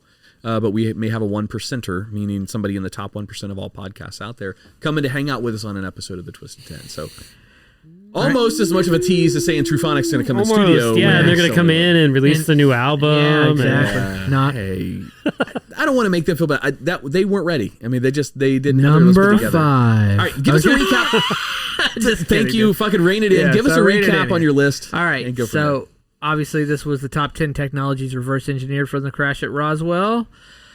According to the book The Day After Roswell, Lieutenant Colonel Philip Corso. Number 10, night vision device. Number 9, integrated circuits and micro miniaturization of logic boards. Infrared. Infrared. He infrared that. No, sorry. Number 8, depleted uranium projectiles. Number 7, third brain guidance system. Number 6, particle beams. Number 5, Number 5. stealth flight. Oh, non-reflective So surfaces. so we know pretty much. You guys know. Obviously, most people know what stealth flight is. So I'm gonna give you a bit of the history. Modern stealth aircraft first became possible when is this guy's name? Denny's. It's Denny's. Denny's. Give me a grand slam. Grand slam. Moon's over my hammy. I love moons over my hammy. It could be Dennis, but it's spelled Denys. Dens. I don't know. That's still Dennis. Yeah. Overholser, a computer program called. A mathematician working for Lockheed Aircraft during the 1970s adopted a mathematical model to develop a computer program called Echo 1. Echo made it possible to predict the radar signature of an aircraft made with flat panels called facets. In 1975, engineers at Lockheed Skunk Works found that an aircraft made with faceted surfaces could have a very low radar signature because the surfaces would radiate almost all of the radar energy away from the receiver. Lockheed built a proof-of-concept demonstrator aircraft, the Lockheed Have Blue, nicknamed the Hopeless Diamond, a reference to the famous Hope Diamond and the design's shaped and predicted instability. Because advanced computers were available to control the flight of an aircraft that was designed for stealth but aerodynamically unstable, such as the Have Blue, for the first time designers realized that it might be possible to make an aircraft that was virtually invisible to radar. So that happened a little bit later in the 1970s. So that one just talks about the surface geometry, not so much about the surface texture. So stealth. So Josh and I worked on the F-35 contract for a little while. All right. Are you allowed to talk about this? Sure. It wasn't under any kind of clearance. I mean, we can't talk about the details of what we did, but we can talk about we worked on the software that kind of ties to the F-35, which is... I wrote fucking IT security policies. It was a bullshit job. Yeah, I didn't like that job either. I didn't do what I was hired to do for the 9 months I was there. Anyway. That was that place. That was somewhat recently, in like the last 5 years, right? Yeah. Okay. Cool company, amazing campus, Yeah. Shitty leadership and shitty job. Not Lockheed's side. And long story short, not trying to blaspheme. It was a people problem, not a company problem. Yeah, 100%. Anyway, so that has a stealth version of that. I think it was the F-35 that had a stealth version of it as well. But anyway, it has to do with the shape, the geometry, which is what you specifically referred to, but it's also the surface texture of the hull is built to absorb and not reflect light, to include infrared. What would you say? Infrared light. It doesn't reflect that. So that's how radar works. Sonar, radar, the whole 9 yard works is by bouncing radio signals off of objects and bringing them back to you. So the time it takes is how you can get your radar image. That's all I had. That's all I got. I ran out of steam, boys. I mean, you're supposed to pick it up. Well, obviously, there's a way more information on stealth, but I didn't want to go through every detail of stealth. I just kind of wanted to get to the fact that it was, stealth was one of the technologies that they enhanced with, or really in this case, gleaned off of the UFO. Gleaned, yes. I used to hate that word. It annoyed me. Because there was an HR person I worked for that used that word every 10 seconds because I think it made her sound smart and I wanted to punch her face. So for 5 years, every time I heard that word, I would just cringe. I finally gotten to a point now where I'll once in a while use it. Because I would just say, why can't you just say learned? But gleaned, I don't know. I guess gleaned is a little better sometimes.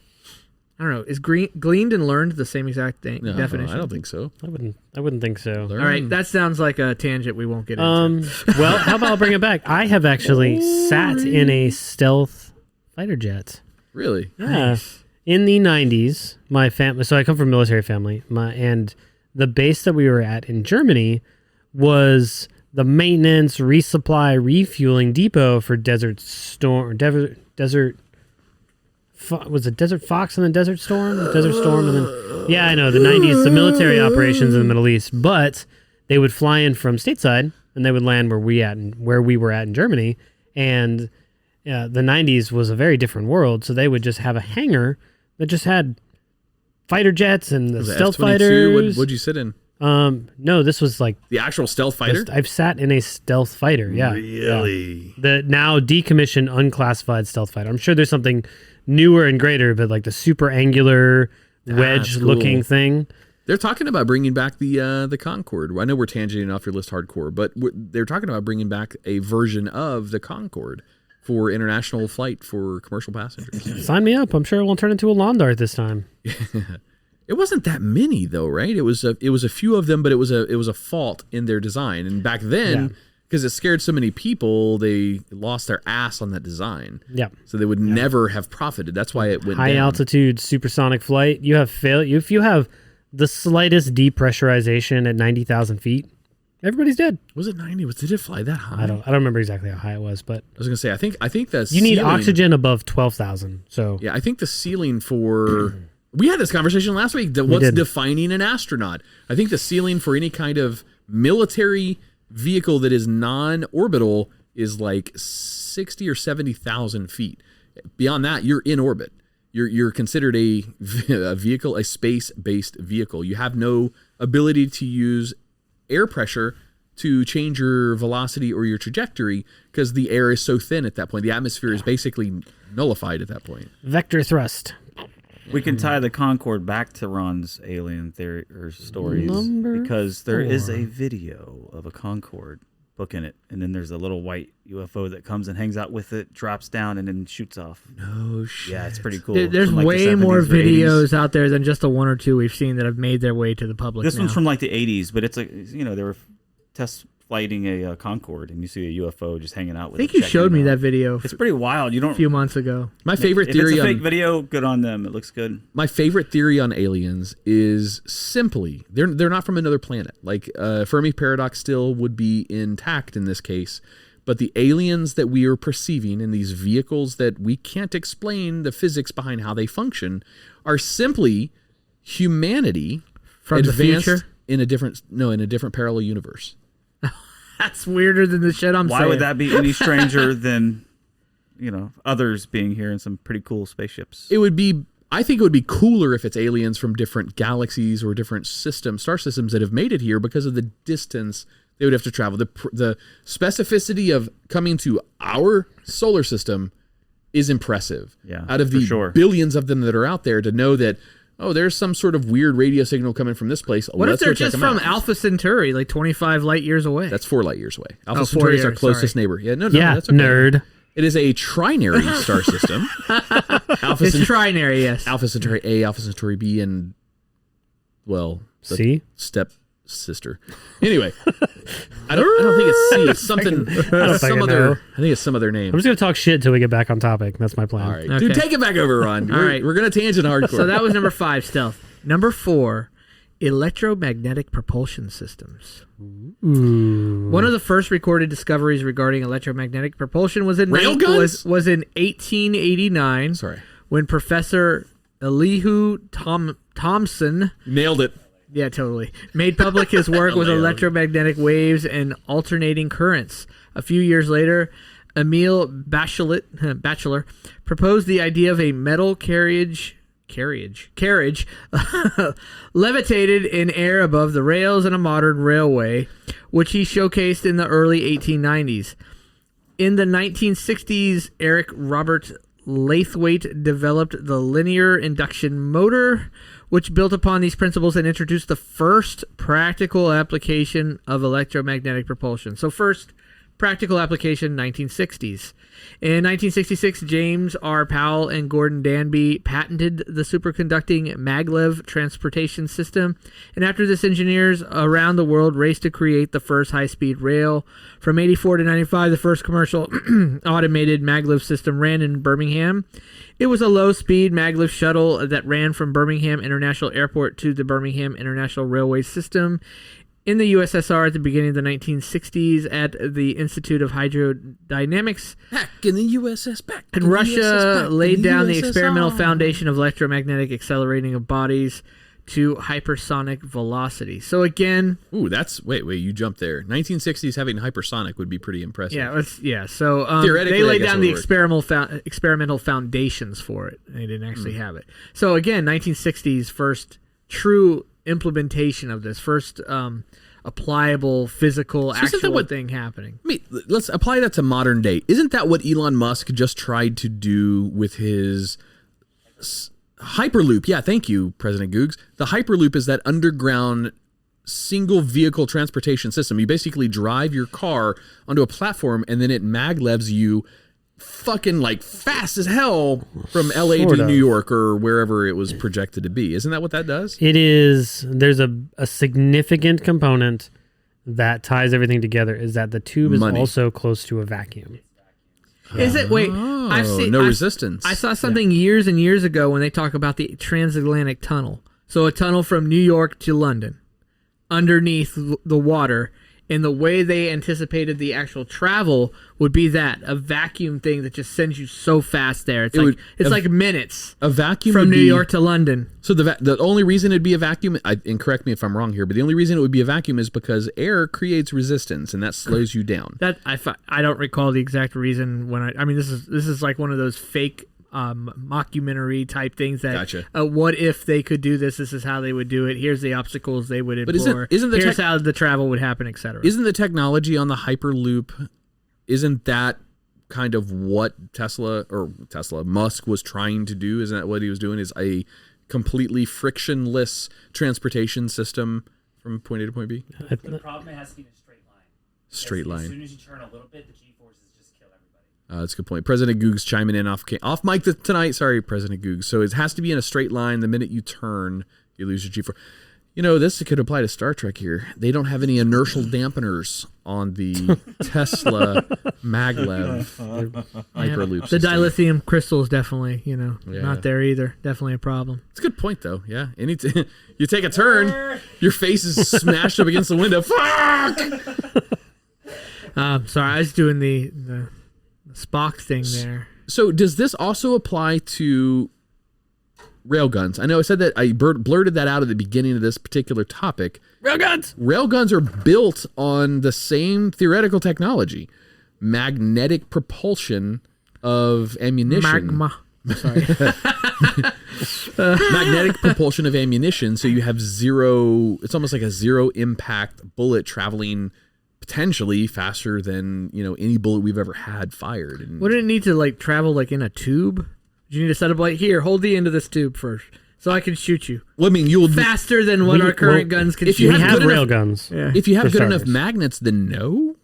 But I don't know. I mean, irrelevant to that, you would have some kind of out of my wheelhouse. I don't remember that in Star Trek, so that means I don't know anything about it. Everything I know about technology. So imagine it this way: I learned about Big Bang Theory and Star Trek. That's it. All that to tie this to your topic. Imagine just a regular shotgun, but instead of a gunpowder ignited piece of ammunition, there are between the barrel tip and the ammunition, just the barrel tip. Between that section, let's say there's 30 magnets.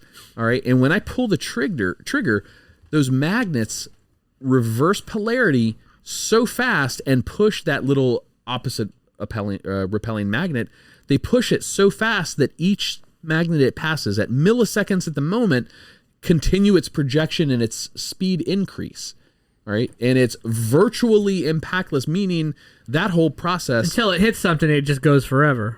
It's like okay. Yeah, gotcha. So it's like railguns are supposed to vaporize. Like Newton's law, like one of Newton's laws. Objects in motion remain in motion unless otherwise. Exactly. Okay. Sort of. If depending on the speed, it would vaporize whatever it impacts, or it would vaporize itself upon impact. One of the if it's going fast enough. So what you're saying is there's no evidence left over. Interesting. The perfect weapon. Or you could just use an icicle. Yeah. Mythbusters tested that. It's not true. What? Can't kill somebody with an icicle? Oh, you can definitely kill somebody with an icicle, but it leaves evidence behind. Huh? But it does leave evidence behind. And what evidence is that? Water? Water. Oh, okay. And the things that come off of us in water. So either this person was killed with an DNA icicle. Inside your torso is not yours. So either this person was killed with an icicle or waterboarded to death. This we'll DNA, never know. This DNA inside you is not yours. That just was a Tuesday night for Adam. God damn it. What Tuesday night? Number 3. Number 3. Project Horizon. Anybody familiar with what Project Horizon is? I see Goog's face light up. Yes, that is the competitive product to T-Mobile and AT&T. That's Verizon. Project Verizon.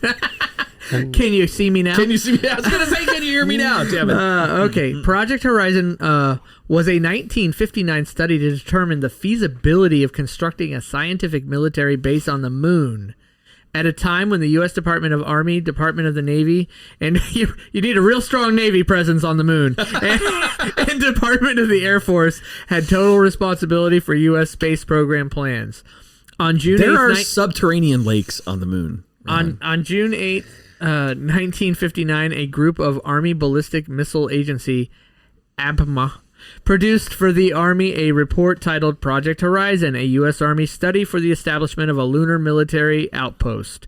The permanent outpost was predicted to be required for the national security as soon as possible and to cost $6 billion. And this is in 59? This was in, hold on. 1959.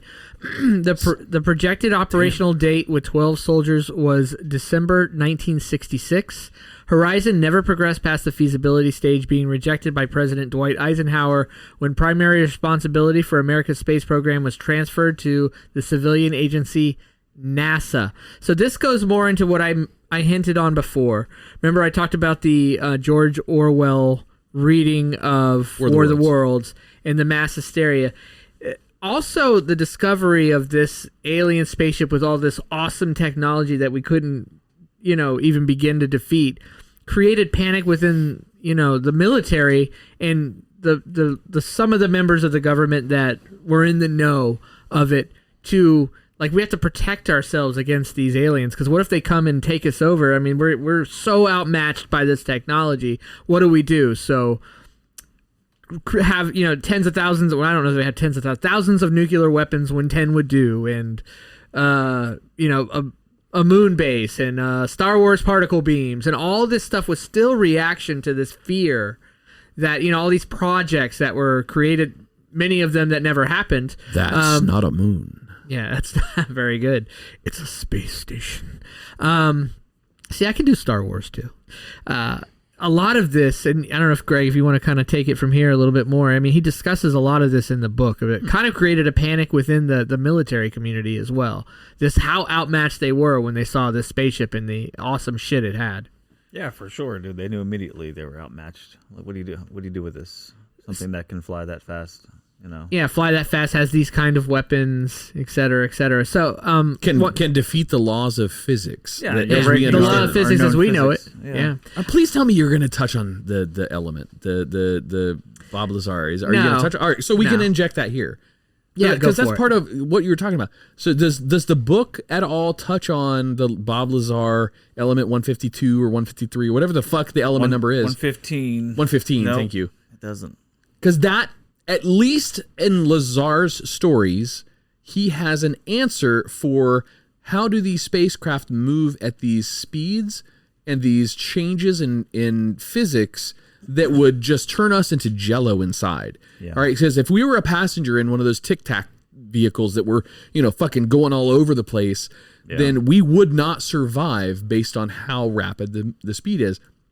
At least Lazar, right or wrong, crazy fucking wackadoo, or maybe conspiratorial truth seeker or truth sayer, at least he has an answer for that, and his answer is this element that we can only create in the Large Hadron Collider and super colliders momentarily, and we can't even keep it stable more than microseconds of time. And he says this is what allows you to control gravity in a certain amount of space.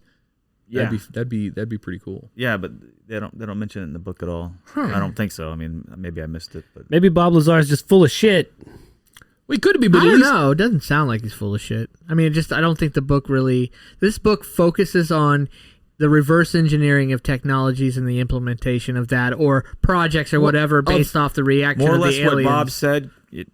This book checks out. It checks out of everything that would be reverse engineered out of an alien spacecraft.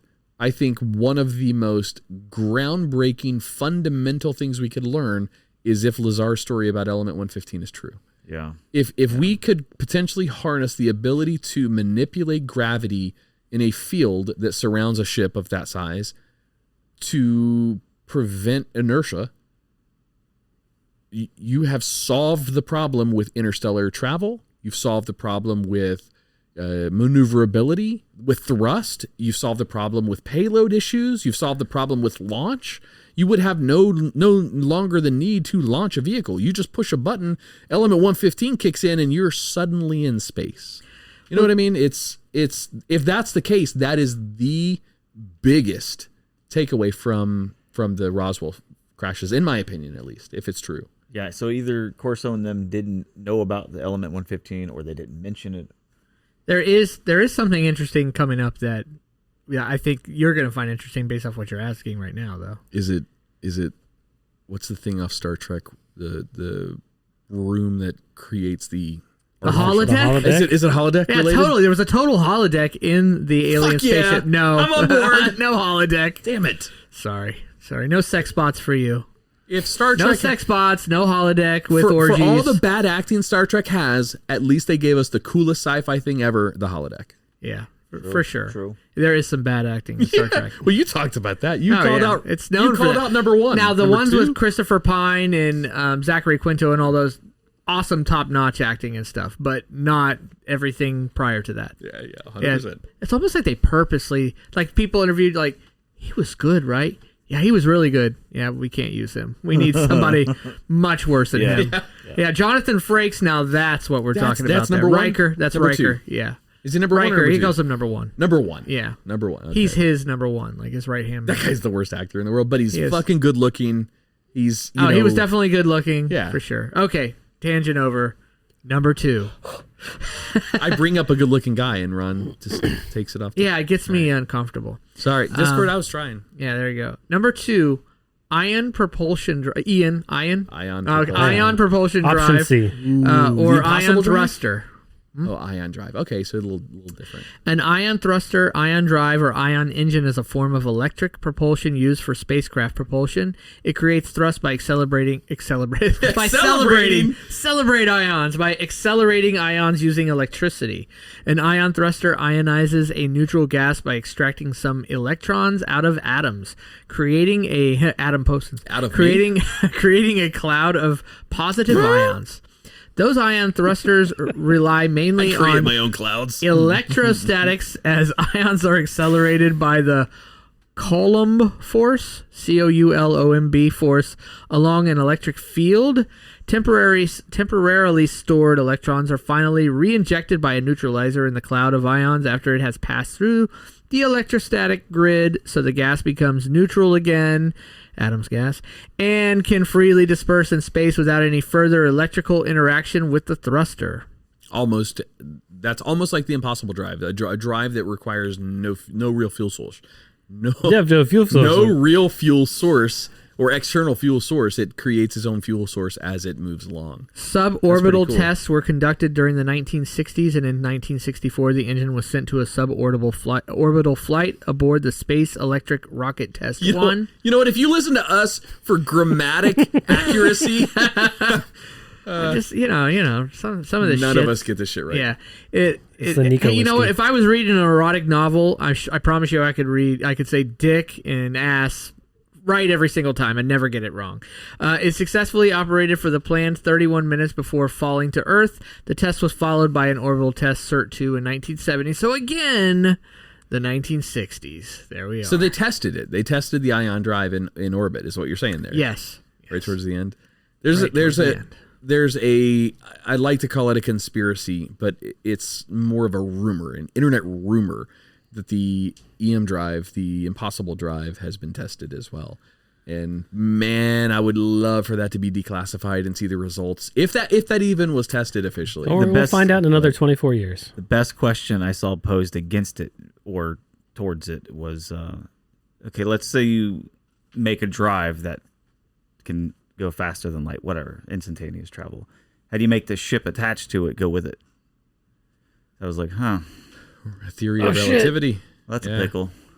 Yeah. Interesting. What about the people inside? How do they handle that? How does everything go with the engine that can do this How are thing? you not just stuck to the back of the wall? We could geek out so hard on this topic trust me, for so long. I geeked out on this for hours. I could answer that question, I think, just based on my research on my own. The ability to travel faster than the speed of light, so an FTL drive would quite literally reshape time and space around the vehicle. So the vehicle wouldn't actually travel. The vehicle wouldn't move. You wouldn't have to worry like about the UFOs do. They're falling through space. Yeah, kind of. You wouldn't have to worry about running into an object in space because you would be folding time and space around the vehicle. So if there was a fucking asteroid sitting in front of you and that's the trajectory that your vehicle needs to go, as you move close to it, the asteroid doesn't move, but space-time moves it around you as you're traveling beyond it. So that is, which is super scary, theoretically possible. Okay, I think that's the only way you could do it then, right? What you just said. That would be the only way. I mean, I would like to say yes, but I don't think I'm the fucking source of quantum physics or any kind of warp style systems to do FTL drives. But I think you're right. I think in our physics, having our the ship and understanding, people go with this engine without splattering you against the back wall. So the EM drive works a little bit different. EM drive kind of works like the ion drive in this scenario, except the fuel source is a little bit different.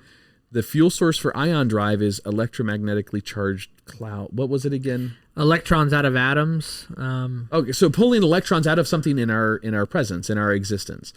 The EM drive pulls electrons through I don't even know an accelerator that magnetizes them and bounces them off of a cone, which makes them come out the other end, creating propulsion. But where it harnesses those from is physically, right now I understand in physics, is physically impossible. It's actually harnessing them from a quantum vacuum. Another dimension. Quite literally another dimension. So that's the true fuelless rocket drive. So if it actually works, it's proof of multiple dimensions. Yes. Yeah. And it breaks the law of conservation of energy. Newton's fourth law or whatever it is. The law of conservation of energy. Does it support any of the theories like string theory or anything like that? Or does it blow it away? String theory. I know you always say fuck string theory. String theory. But I'm asking if the proof of other dimensions... I'm not made up of a bunch of little wiggly things doing that. Fuck that. But does it help support any of that? They're made of a bunch of wiggly things doing that. Out of the water? Yeah. Exactly. Doing that. You know, we're still mostly an audio podcast, right? So your question... we're wiggling our fingers, listeners. That's a good point. So your question was, right. Does the EM drive support... If you want to see what Adam was doing with his fingers, please find us on Twitch/Twisted10. There you go. And if you want to experience Adam wiggling his fingers for you personally, sign up for council membership. Nice. So your question was, does the EM drive and the theoretical physics behind that, which have been tested, by the way, and proven to work by NASA. I'm just asking if the proof of more than one dimension has any support of string theory. Not of strength. To answer that question, no. The proof of an EM drive's success, which has been proven, they just don't know how yet. Peer reviews cannot explain how it's successful, but they can say 1 + 2 = 17 over and over and over and over again. They just have no math that says that's scary. That's how well, it we works. know this works, but we have no clue how. That's exactly a little right. scary. And to really compound how infinitesimal it really is, using Adam's made-up equation there, it's actually like 1 + 2 = 3.00000000001. Yeah, the thrust is so small. It's so tiny, but they can do it. But it grows exponentially. Yeah, right. It just keeps going and going and going and like never stop. How do you stop it? Do you have brakes? You just turn the engine around, fire the other direction. Halfway point, just flip a bitch and fire the other direction. You're slowing down the other direction. Gotcha. I don't know. I don't know the answer to the question. I assume that's we what you haven't do. gotten there yet. We don't need the brakes because we can't go fast enough. Yeah, you don't need a brake when you're going. You're crawling like an inchworm.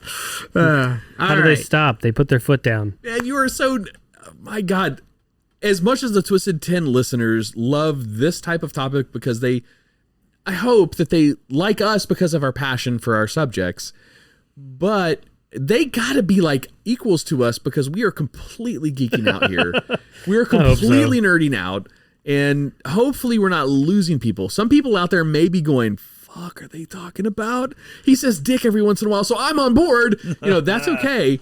Yeah, just in the middle of it, you just gotta be Iron Propulsion, big cock. Yeah, exactly. And then just keep talking about it. We just want to make sure we had your attention. I feel like we might lose people in an episode like this because we do get we've so gotten geeked out. we gained listeners from anthropology. I know. I don't know how that That's happened. what I'm saying. I thought that would be the It's most gonna boring happen. subject ever. Yeah, but those 3 old guys, I think, clicked this by accident. All right. Yeah.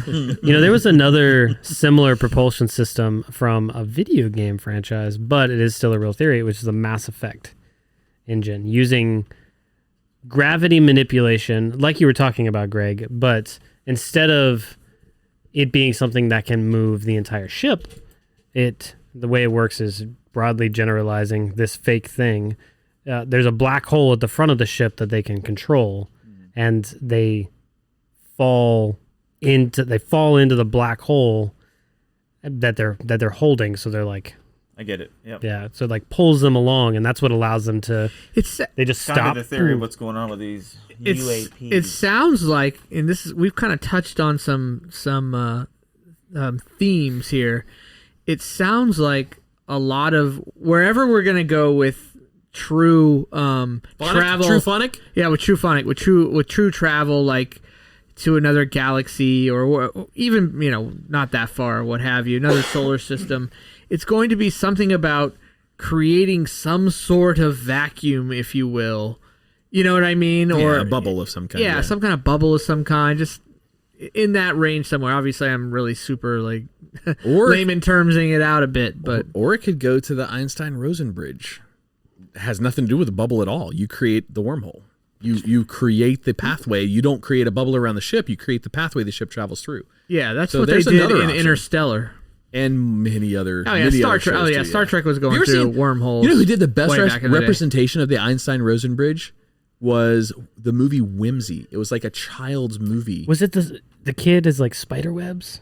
That lived in- Yeah. So it looks Okay. like spider webs. The Einstein-Rosen bridge in that movie created this geometric puzzle-looking thing that would look like spider webs. Yeah, but it did a really good job of how it described the physics to a layman in the movie, because it created this little super future technology, which was an Intel chip, which was the fucking greatest thing in the world. It was technology from like 400 years in the future when humanity is dying. Not to spoil the movie, but they inspect this teddy bear that this little girl finds on a beach, and they fucking zoom in like thousands of times on this fucking microchip, and it's got a little Intel logo on it. Like, that's fucking awesome. That's awesome. It's the future of humanity. Did they send you that information with dial-up?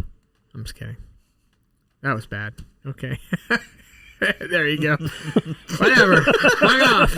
You see, Hey, I'm Twisted just 10. gonna say that Twisted 10, you even love it when we fail. that was they were traveling through wormholes in Star Trek in the 1960s. I'm just throwing it out there. More a little Star Trek love.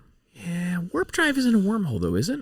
No, I'm just throwing out there about the wormhole piece. About like Okay, you guys yeah. are saying, oh, wormhole, this, that. They were talking about wormholes in Star Trek. Way ahead of its time, that show. Way ahead of its In time. theory, again, wormholes exist in nature, and they can be artificially manipulated with specific, coordinates, so to speak. What Ron's trying to say is that he was into wormholes before they were cool. Yeah, there you go. I was just into holes. You are into holes. Number one. Are we at number one? Yes, we are now. God damn it! Fiber optics. Give us like 4 more, Ron. Fiber. Oh yeah, I knew fiber optics was going to make it. Yes. Number one. And I chose this as number one because of the immense practical use and the way it's changed our lives. Oh So my that's God. why I picked it as number one. An optical fiber is a flexible, transparent fiber made by drawing glass. I'm drawing glass with my hand. Okay, sorry. Or plastic to a diameter slightly thicker than that of a human hair. Optical fibers are used most often as a means to transmit light between the two ends of the fiber and find wide usage in fiber optic communications, where they permit transmission over longer distances and at higher bandwidths than electrical cables. Fibers are used instead of metal wires because signals travel along them with less loss. In addition, fibers are immune to electromagnetic interference, a problem from which metal wires suffer. Fibers are also used for illumination and imaging, and are often wrapped in bundles so they may be used to carry light into or images out of confined spaces, as in the case of a fiberscope. Specially designed fibers are also used for a variety of other applications, some of them being fiber optic sensors and fiber lasers. The first working fiber optic data transmission system was demonstrated by German physicist Manfred Borner Boner, a Telefunken. Yeah, I love the name. I want a club called Telefunken. Research labs in Ulm in 1965, which was followed by the first patent application for this technology in 1966. In 1968, NASA used fiber optics in the television cameras that were sent to the moon. At the time, the use in the cameras At the time, the use in the cameras was classified confidential, and employees handling the cameras had to be supervised by someone with an appropriate security clearance. I didn't know the moon landing was using fiber optics in their cameras. Because they were using alien technology. It's because it was alien technology, Because it was a set in Hollywood. There you go. So that was number one. Oh, dude, I knew fiber would make this list. That is like the quintessential... What came out of the Roswell, New Mexico crash is that we discovered that you can use light across the fiber optic cables to transfer data. Now it's like integral to infrastructure. Infrastructure. Yeah, everywhere in the world. I mean, it's for first world, absolutely. Yeah, well, even not first world, it is going everywhere. You're gonna have fiber optic everywhere around the planet very soon. I do have a transatlantic fibers are cool too. Question for everybody. You mentioned in there that it was the wording that you used. That is, fiber is primarily used to transmit light waves. Primarily. Mm-hmm. What else do they send over fiber optic other than light? And I'm sorry if I'm like nitpicking wording, but we're talking about alien technology. What else? It would just be different spectrums of the light wave. So you So can it'd send still be light, infrared. then. You can send. I mean infrared. Infrared.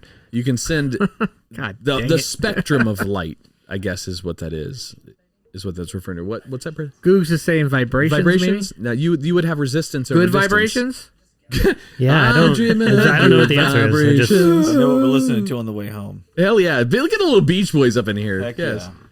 yeah. There you go. Vibrations would disseminate over. You would have too much resistance Good idea, over though. distance, but yeah, it's not bad. I think it would only be light. I mean, sound wouldn't be able to transfer over that. Even though sound, out of all of the three mediums, well, the three mutually exclusive mediums, you have air, solids, liquids, and air. Out of those three mediums, sound travels the fastest through solid than it does through air or through liquid. Air and liquid has more resistance to the speed of sound. It literally changes the speed of sound. But I don't think that's relevant to fiber optic. I think fiber optic cannot transmit sound. We got from... I might be wrong about it. From Discord, they said it's all light. It's all light. That's all. Yeah, so I was that just would make nitpicking sense. grammar. Go into the light, Carol Ann. I got your reference. All They right. don't. So that was number one. Dude, that was a That was fucking fun That list. was cool. Now I Yeah. want to go listen to the book.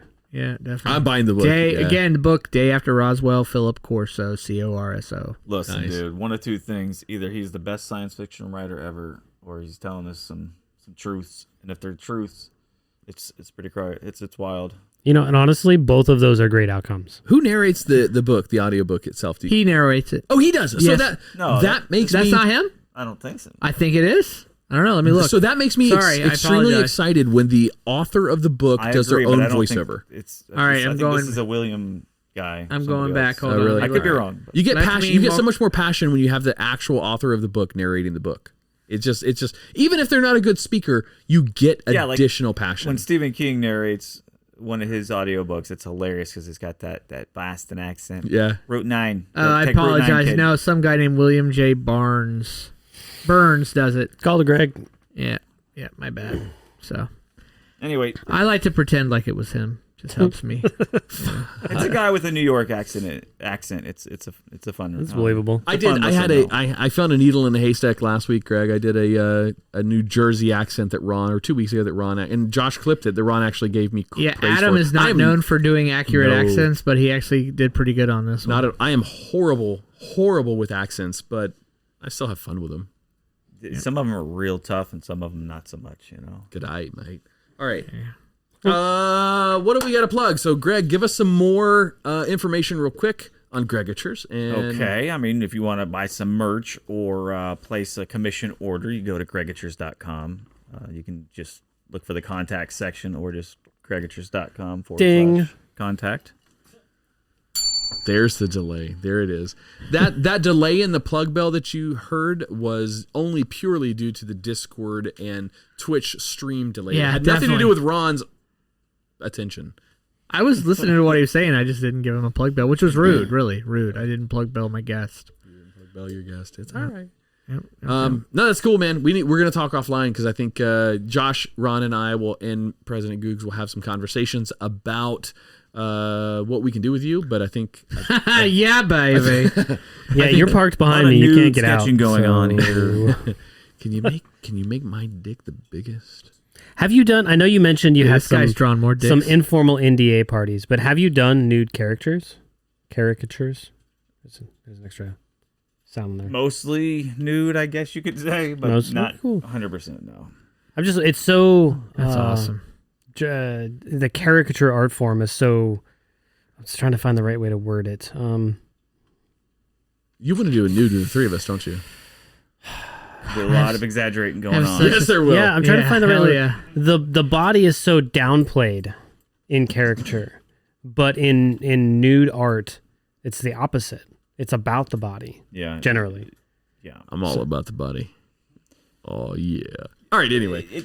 Anyway. No, dude, that's awesome. You're I'm honored that you hooked us up with an image. That caricature is really cool of the three of us. I don't even know what to say. When we began the show tonight, the irony of me plugging that, I'm sure the two of you were kind of biting your tongues like, hey, dipshit, we're about to say we've brought you an image to the show. But no, that's really, really cool. That if you hadn't done that, that would have been something that I would have tried to push these guys to get us to. Because I love that kind of shit. I love doing it, so that was fun. Right. Thank you very much, sir. Yeah, dude. Thank you very much. Thanks for having me, guys. A lot of fun. Yeah. Gregatures.com. You do work outside of Brevard County, too, so... Yeah, we travel to, West Palm Beach, Orlando, all that stuff. All right. So for live events. For live events, yeah. But if somebody wanted to hit you up and they gave you a picture and said, hey, can you make a caricature of me and my sister or something like that on the internet? That's exactly what we do. And they send it through our email, and we send it right back. Fuck yeah. Not right back after it's done, Yeah. All right. Well, very, very cool. So gregatures.com. So you want to spell that just so they have it right? GREGATURES. There we go. Gregatures.com. We got any more show business we got to get to before we close out? Thank you, council members. Thank you, council elders. Yes. Thank you, Truphonic, for all of our tasty jams. Thank you, President Googs, for doing all the magic behind the scene. And thank you, of course, to our show sponsor, Manscaped, for 20% off and free worldwide shipping. Use code TWISTED10 at checkout at manscaped.com. Dude, that was fucking great. We're just going to take that and copy and paste it for every show from the video. That was fucking great. You nailed it. All right. So we're going to go to the after show. Council members, council elders, hang out with us. On Discord. On Discord, we will be switching over to the council member only channel thing. You know what I mean. On behalf of Boy, you're doing a good job of plugging it. On behalf of the Twisted 10, I'm Adam. I'm Josh. Ron. And to our very special guest tonight with Gregatures, I'm Greg. We appreciate you guys. We will see you next week.